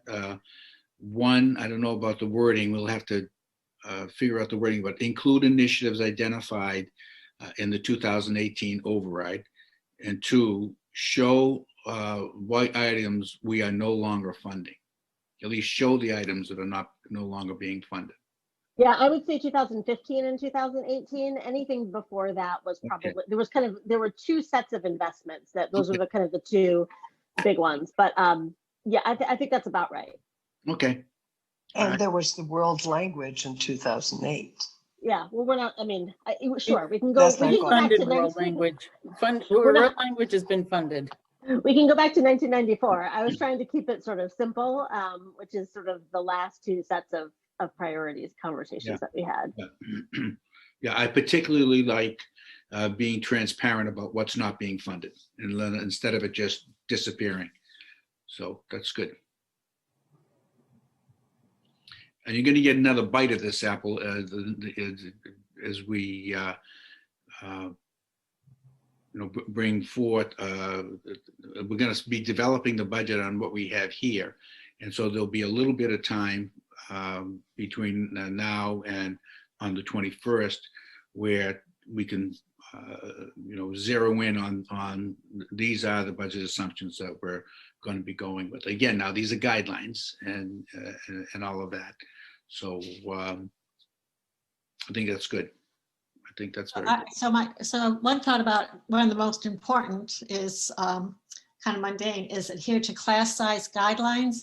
I suspect that we will have fewer sections in some schools and that we will need that money that we save from the class size reduction to go to things like emotional support, social emotional support, and some of our other priorities. So I do think that's going to drive a lot of the budget.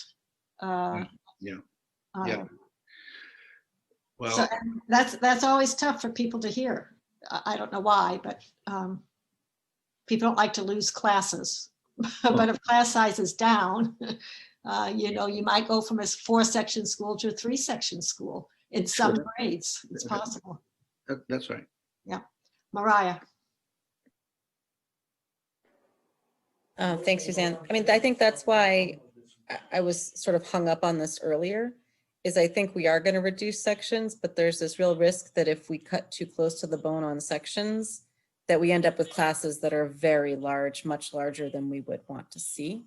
So striking that balance, and I think you're right, Suzanne, we are going to see some realignment of the number of sections that we have, but making sure that we're not too conservative in that projection, because the classroom is the heart of it, right? So what happens there will really make a big difference, so.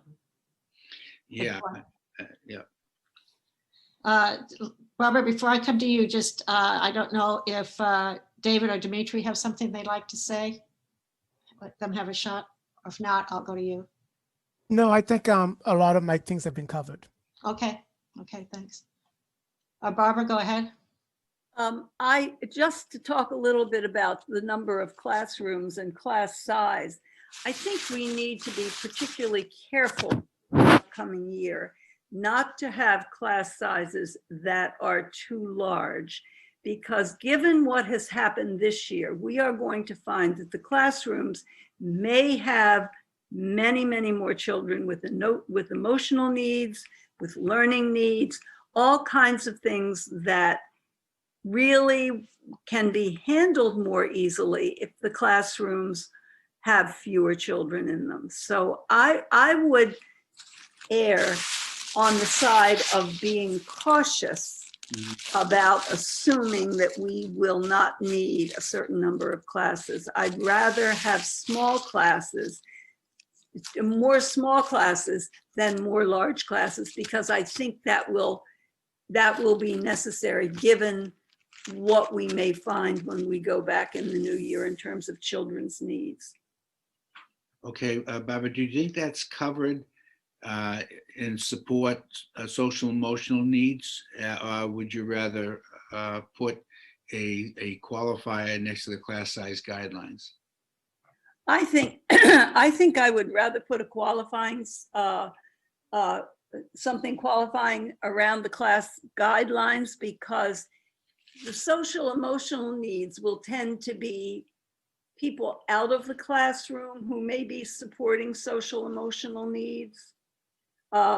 Supporting social emotional needs will not necessarily lead to class sizes that are not too large. So I would put it there. Okay. Okay, Jim, should we move to the calendar? Yeah. Can I just say one thing about just that last bit before we move on? Sure. That expert panel too has also talked about the importance of sort of pushing, because we don't have enough guidance support, that pushing tier 1 supports into the classroom through lower numbers also is a way for us to expand our ability to provide social emotional support to a broader range of students.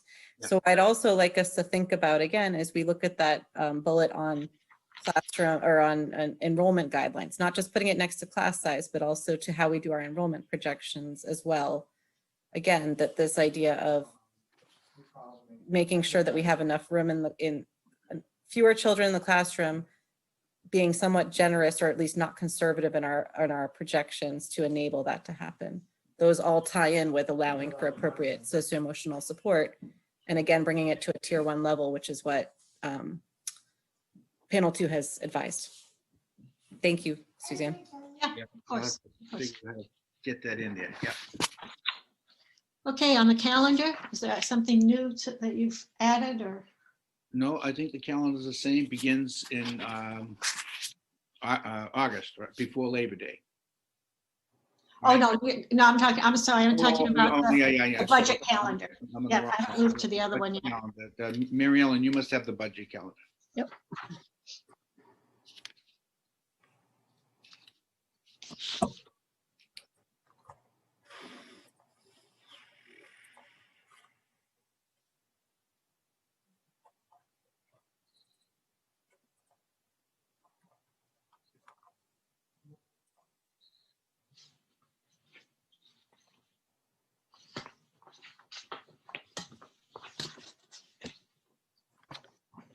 All right. Oops. So do you want me to go through this, Jim? Kind of where we are? All right, so we've passed November and December, and we've done a lot of this work already internally with the staff, and I'm working with them around budget requests and what we need them to be doing. We are hopefully would be presenting a preliminary budget presentation to the school committee next week, on the 21st. And I'm just going to go through some of our typical kind of walk through what kinds of things we need to do on a weekly basis. So the governor's budget comes out generally the January 25th, and we hear about Chapter 70 and other reports. I do have, and I'll be sharing with the Finance Subcommittee next week, where the town has come out in terms of our revenue projection for next year. And so the January 25th governor's budget will be helpful to know whether that number is going to stand where it is or whether there'll be some upward movement. So the week of February 1st, we would have a town school partnership meeting that's post the governor's budget to make those adjustments. I believe there's a town school partnership meeting tomorrow. I'm not able to attend that one. No, it didn't get scheduled. Mariah, did it get scheduled? I think it's Monday, isn't it? Yeah, it's Yeah. Monday. I'll At check. noon. I'm not sure I got that. Anyway. The invitation came to us today, so you might have missed it. I might, yes. Yeah, I think it came in right around. It's at noon on Monday. Yeah. Yeah. Okay. So then also that, so February 1st, we would be looking at the governor's budget. February 8th that week, we would be posting the school department budget, or at least where we are at in our process on our website. So hopefully that would be OpenGov this year, is what we're posting and where we're posting. We will need to have some discussion around what kind of summary reports we want to provide on that platform and what reports we want to write on that platform. February 8th, the advisory committee typically would meet with the school advisory subcommittee or the full advisory ahead of the town administrator submitting the balanced financial plan, which is actually due on the 15th of February. Before the school committee is required by law to have a public hearing for the budget. In terms of where we are, generally that public hearing would be on the town meeting appropriation, and that we would know February 15th, although that we all know has been subject to change based on new information that comes through. The bottom line operating budget number is what goes to the financial plan, and the school committee takes into account and budgets both circuit breaker and materials fee as two offsets to our budget. But ultimately, school committee will vote a bottom line budget. That's the school's operating budget that goes to town meeting that gets voted. And then this year, we already anticipated that the final budget allocations will be probably vigorously debated between February and May, because we'll have much more information around vaccines and really are we coming back in live for September? Are we going to have the RLA, not have the RLA? Like, what other variables are going to come at us in the spring? So we've sort of really ideally we would want to have the allocations planned out and done in time for town meeting. Generally, at least 30 days or around 30 days, 25 to 30 days, we do a town meeting members budget summary for town meeting, which is May 26th. So kind of jumping to March. Ideally, also, we would want to make sure we were posting vacancies and positions in anticipation of funding. So this would be for, if we were doing, this would be a typical year. It would also be if we were looking at reductions in force or moving staff from different transfers, that we would want to be starting that in in March. We'd also be wanting to queue up any supply orders and having those ready and under contracts done and getting that all started for July 1 purchase orders so that materials and supplies arrive on time in September.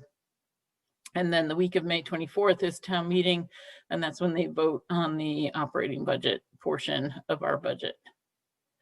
So that's what the calendar sort of over like high level view of the calendar looks like. Any questions or comments?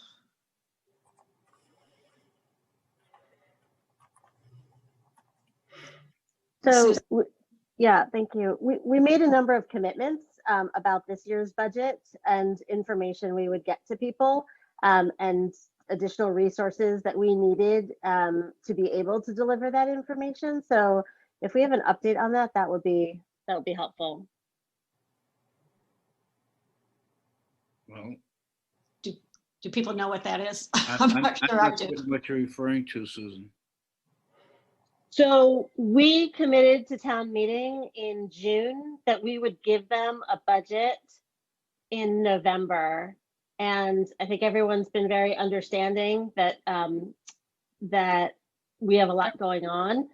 But I also think that just as our fiduciary responsibility, being able to tell people what our budget is for this year, we just need some way to deliver on that expectation, especially when we're asking for millions of dollars in additional funds. Being able to explain how this year's funds are being used is important. One budget, this budget, the current budget we're in. Yeah. So that's different than the town meeting document we have posted. Right, but the town meeting document has not been updated. So, I mean, it's got to be what, 60% incorrect at this point, and how much has changed since we posted that the town meeting document last spring. So yes, no, nothing has been done to update any of those documents because we still don't have the staffing capacity to be able to do that piece. We are looking into why OpenGov is not filtering sort of the expense information through. So OpenGov would have been that sort of the updated version. And but again, I also don't have a staff person to actually do wholesale updates on that either. So I guess I want to make sure we're all clear in terms of exactly what that looks like. So we are doing monthly updates and reviews of the budget and quarterly reports. So those should be posted, and staffing lists are we're still working on RLA and staffing lists and the like. So I can talk to Mariah a little bit more about kind of what that needs to be and responsive needs to be, and appreciate the point that as we get into 22, people are going to want to really do a comparison of what's 21 and what's 22 and what's coming back when not coming back. I'm hearing though that we made a commitment to produce a budget book, a actual document. I didn't make that. I never made a commitment for a 300-page book. I did not make that commitment. Okay, but because OpenGov is that book now. That was the commitment, and we're in having it updated is slow. Okay, so I would ask Susan, would you allow me to follow up on that and then come back and to see how we can fulfill that commitment in a way that'll be satisfactory? That would be great. And I guess, I don't want to only put this on town meeting or some external body. Like, this is our fiduciary responsibility. We are responsible for hundreds of millions of dollars of taxpayer money. And it's really difficult to be able to stand up to groups and ask for millions of dollars more in reserve fund transfers in a time like this and not be able to tell them how we are spending money now. And I think all of the goodwill that we have been trading on and getting information from people along the way, getting their patience, getting their understanding since last spring, which we deserve, and they were they were generous to give us. I think we can't just say, oh, sorry, we're not going to do it, and go look at a website. I mean, I think everyone has been very clear that we need at least some sort of PDF document that someone has to pull from OpenGov at a point in time, because we need to be able to publish it, and we need it because OpenGov changes all the time. We need some documentation of what our budget is on a yearly basis, and it's our job. Yes, it's an external commitment, but that's actually, I don't only want it to be that.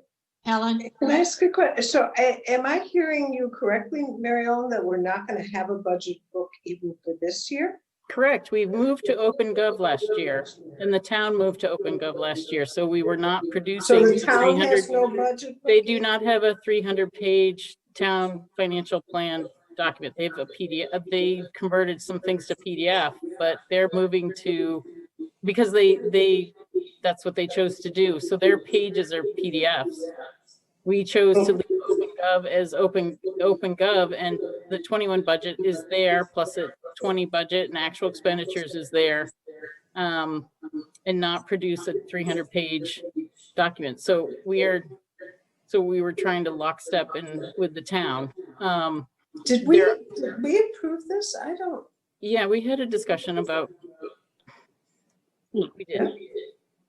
I don't remember it. I'm sorry. No, in That's fact, okay. the discussion, to the contrary, the discussion was that there were a large number of people on town meeting in particular who still want papers mailed to them at their homes. They don't even want a PDF. They want a printout. And so to the extent that we're not going to do anything, I don't think that is a discussion that a decision that we made. We did do a town meeting booklet that we've always done. So the point about updating it, that town meeting book, that small executive summary that we do for town meeting, that, I can look at that about what we need to do to update that based on the special town meeting appropriation. Yeah, that's a PowerPoint document though. That's not a No, there's a book. No, it's a PDF. It's a 30-page PDF. Yeah, so Jim, I think maybe we'll ask you to kind of follow up on this, if you would. Oops, you're on mute, but. I do have, this is probably the document that Mary Ellen's referencing. But I do, and it is an executive, it looks like an executive summary. It's not a PowerPoint, but yeah, I think I should follow up. The last thing in the world we need, the school department spends the lion's share of the money in the town. Right. And we obviously need to show how the money is being spent in a way that's accessible. I don't know about the OpenGov. That's a relatively new thing. It's a new thing to Brookline, but whether it is or it isn't, I mean, if people have access to it electronically, I don't know. Let me follow up on it and get some and see if I can get some direction on that. Even as we do our own budget process, right? That's going to be interesting too. So I will definitely follow up on that. Thank you, and we'll be back. We'll come back to this topic as well. The next item is the school calendar, second reading for next year. Yeah. Do we need a vote on that? Yes. I think we got it last time. There've been no changes since last time, correct? That's right. And this has gone to the BEU for their okay? The BEU has agreed with this calendar as a 1 year only. Right. Because it begins before Labor Day, as you see, and that's not traditional. So they said they would agree 1 year only because of the way the calendar falls and where Labor Day is and some of the other holidays that are in the calendar would push us way late. So they agreed for this year to begin before Labor Day. So that's the calendar. Do I have a motion to accept the calendar? Thank you, Barbara. Do I have a second? Thank you, David. Do we have any conversation, questions, comments before we vote? Mariah? I have a separate question, which was just about last time we talked about the other calendar. And then Jim, you sent us the following year calendar, the 22, 23 calendar. Sorry, there's a lot of. Oh yes, thank you. No. And I was just wondering if we were going to ever vote, like, how does that get public? So that's not really about this calendar, but about the general calendar. I don't know if that's the right time to ask the question. I think what you're asking about, Mariah, is a 2-year calendar. Yeah, and I followed up on that. I guess the system did a 2-year calendar once, and I met with the union about it, actually, about developing a 2-year calendar. And the union was not completely opposed to developing a 2-year calendar. They did not want to engage in it now because they feel was way too much on the plate to be thinking about not only this coming year, but the year following that. And that if we wanted to actually deal with the 2-year calendar, we should begin talking about that in the fall, not even though it's voted at this time. So they said they did it. It was done once for some reason, I don't know, but it's not. It wasn't a traditional thing that's happened in the district. So they not opposed to it, but they would like to have more planning around it when if it's going to go forward. Thank you. Okay, seeing no other hands raised, we will take a vote. Jennifer, Yes. Susan, Yes. Barbara, Yes. David, Yes. Mariah, Yes. Dimitri, Yes. Andy, Yes. and Helen. Yes. And I vote yes as well. Okay, we are up to policies. David. All right, so we have multiple policies up for a vote tonight. This is the third time that we're addressing most of them, and second time for one of them. So leading off with the proposed policy on immunizations, there were a couple of slight changes that were made to the version that was made available in your folder. And then there were a couple other tweaks that Mariah made that I believe was also added to the folder about an hour before our meeting started tonight. Essentially, the one change is to mention the frequency by which immunization records are to be provided to the school department, and it will be after a child's first day of attendance in a school year and annually thereafter.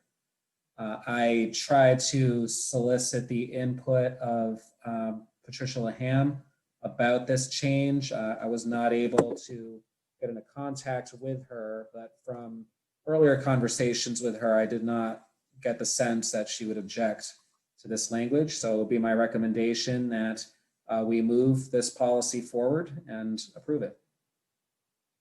Any comments, questions? Let's just get, that's the motion. Do we have a second to the motion? Mariah, thank you. Okay, any questions, comments before we vote? This is on the immunization policy. Right. Okay, we'll take the vote. We'll make it happen. Andy? Yes. Helen? Yes. Jennifer? Yes. Susan? Did I lose Susan? Oh, I might have lost her. Barbara? Yes. David? Yes. Mariah? Yes. Dimitri? Yes. And I vote yes as well. Susan, are you there? Okay, we'll move on. Okay, next one. All right, so the next policy for consideration that I would like to put up for a vote is the policy against discrimination, harassment, sexual harassment, and retaliation. There have been some further changes to this since the last time that it was reviewed. The changes are somewhat significant. Maria Latas made a lot of the additional changes, once again, to try to comply with changes to Title IX. Then also there was a lot added to the section on reports. This is in response to some public comment we received. A lot of the language that I added to that section comes directly from the state legislature.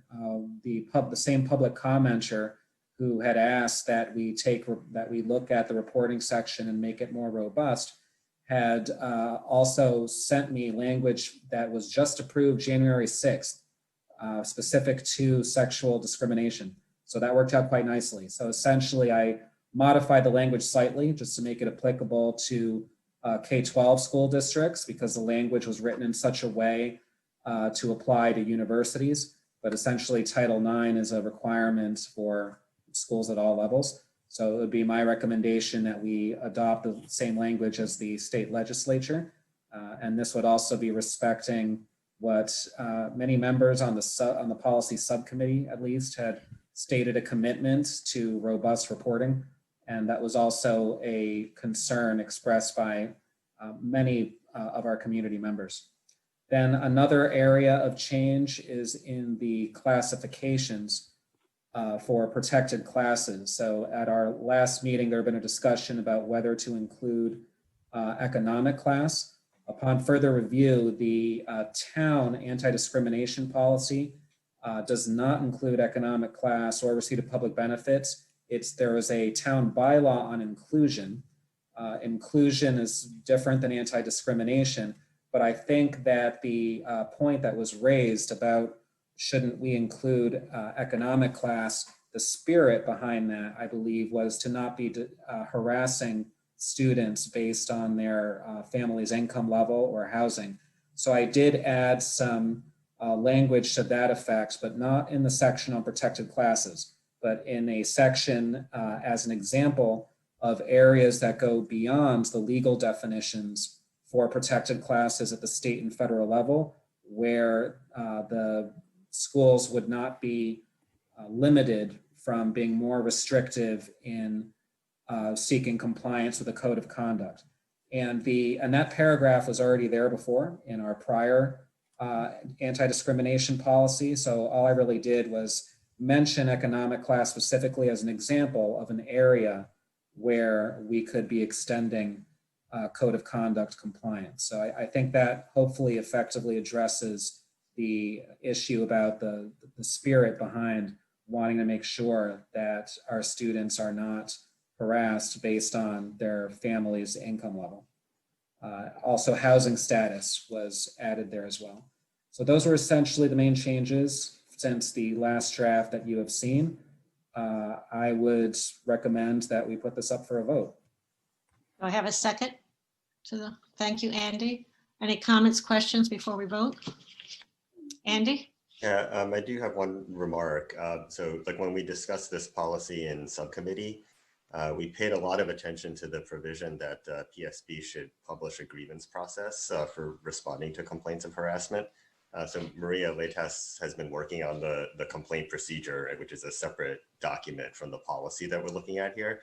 I just wanted to let everyone know, like, a priority here is to make sure, like, for the public, that the complaint procedure gets laid out in an easy to follow flowchart or decision tree, so that anyone who needs to file a complaint can easily find out like what to do, what to expect, and on what timeline. So as we move into implementing the policy, we're just very interested in making sure that the procedure, like once it gets finalized, is clear and accessible for everybody. Thank you. Anyone else? Okay, seeing no hands, we will take a vote. Mariah? Yes. Dimitri? Yes. Andy? Yes. Helen? Yes. Jennifer? Yes. Susan? Are you there? Lost her. Barbara? Yes. David? Yes. I vote yes as well. Susan, are you there for the vote? Okay. David, it's yours again. All right, so next up we have the yearbook policy. So there have been 2 slight revisions from the last version, and these revisions are reflective of input that we received from K-8 administrators as well as yearbook advisors. I want to thank Jim for reaching out to them and encouraging them to get back to me. Many of them did ultimately get back to me. So this latest draft is a reflection of input from 5 of our schools, which I'm very pleased by. And a lot of the points that were made by the administrators were very focused on the procedural aspect about how to do cross-checking with enrollment lists and the Aspen system, and very detailed. I think that's something that would be more appropriate for the procedures that will be promulgated soon after ratification of this policy. But a couple of more substantive points for policy purposes that came up that I have since added. So one issue that was raised is, what do we do about students who enroll in school after the yearbook publication date? Obviously, we can't include people who were not in the school system yet in the yearbook, and we're not going to republish the yearbook. And so there is a line that's been added essentially saying that if someone joins the school, that if a student comes to a particular school after the publication date for that school, then it would be acceptable to not include that student in the yearbook that's already been published. I think that's fairly obvious, but it was not part of our last draft, so that's been added. And then the other change was pointed out by one of the yearbook advisors that sometimes there could be a relatively small error that's very obvious on its face in a student submission. Maybe there's an extra space, maybe a comma's in the wrong place, maybe it's a clear and obvious typo. And do we really want to be triggering the notification of parents, guardians, caretakers, and students about a modification for a student's yearbook entry just on that slight basis? I thought that was a reasonable point, so I just qualified the triggering language to say if it's going to be a material modification as opposed to being any modification. Other than that, there are no changes, and I would just recommend that when the procedures are being worked on, that the yearbook editors are able to have a very clear understanding of how they're going to be able to do the list cross-checks so that none of our students fall through the proverbial cracks in terms of inclusion. Thank you, David. Do I have a second to that? Well, I'll second, but I have a question too. Okay, go right ahead, Helen. Thank you for seconding. So, David, you had said something about if somebody comes in after the yearbook has been published, but that happens at the end of the year. So, but the pictures and all those things are usually taken at the beginning of the year, correct? Yes, so essentially the concern was if you submit a yearbook for publication, let's just say it's March 15th, and the student shows up in April. Now, maybe there would still be time to get that student in. So the language says May, it's just permissive. But if it's too late, it's too late. And I think it would be understandable. Okay, so, but it's clear that it's not when it's published, meaning they get the book, but rather when it's submitted for publication. Right, so could make that change, make it more clear. That would be better. Submitted for publication. Submitted, okay, that's all I wanted to make sure that, you know, there was some opportunity if possible, but when it's submitted, it's over. Okay, so subject to that edit of saying when submitted for publication as opposed to publication, I would like to move that we approve the yearbook policy. Aye, and Yeah, Helen, you're seconding it? I'll second again. Okay, thanks. Any other comment or question? Okay, we'll vote. Helen? Yes. Jennifer? Yes. Susan? Yes. Barbara? Yes. David? Yes. Mariah? Yes. Dimitri? Yes. Andy? Yes. And I vote yes as well. Okay. David, did you have one more? Are we doing the roles and norms tonight or no? So I'll ask that to Dimitri. Dimitri, would you like us to move No, on I that think further, we or- wanted to be able to do the rules and norms at the 21st. Okay. Okay. Okay, great. Thank you. Thank you, Policy Subcommittee, for getting this done. Helen?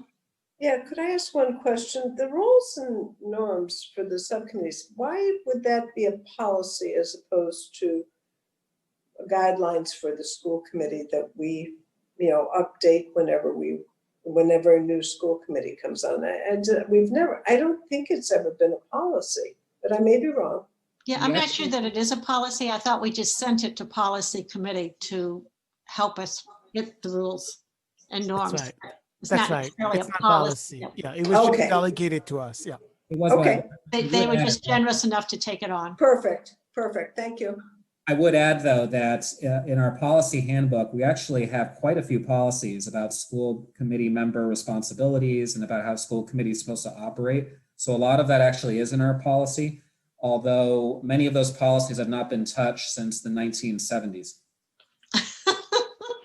Well, when we're bored, we can take a look.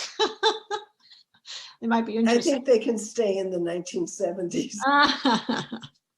We're moving on to subcommittees and liaison reports. We're not hearing from everybody, but those who have something to tell should speak up. I have government relations, actually two things for you, Helen, government relations and superintendent search. 2 quick sentences. Please come to government relations, everybody. You all got the priorities that we sent out. This is a conversation that I want us to be able to have with our legislators. Okay, that's one. And Robin, have we gotten confirmation that everybody's coming? I hope. We haven't heard from everyone, but we're still waiting to hear from a couple, and I will try to check in with them. Thank you. Thank you very much. And 2, the superintendent school committee search committee will be meeting together with the superintendent search public advisory committee. Sorry about these names, but they go on Monday night to just as an organizational meeting, and the superintendent submissions hopefully will be in by January 15th. So we're moving forward. Just wanted everybody to know Helen, you that. want to put a plug in for the surveys again? Just one. Oh, so thank you so much for reminding me. Yes. Wherever, I don't know if, David, you had sent it out to the town meeting listserv, correct? That's correct, yes. You may want to remind them if they want to fill it out. I'm pretty sure we put it, Robin, you put it out to the world, correct? Yes, it was widely distributed. Right. And I know there was a person who, from the public who attended our last meeting, who put it out on Facebook. So I don't know, Mariah, if you want to put it out on Facebook, the link to the survey. Jonathan Golden, who's a member of the. Yeah, I know, he did it. He did it. So, I mean, I think we could do it again, but I feel like he did a pretty good job of getting it out there. Okay, then let's He do also that. posted in many other Facebook groups. And I mean, I must say, I haven't seen how many more responses there were, but he did a good job promoting it anyway.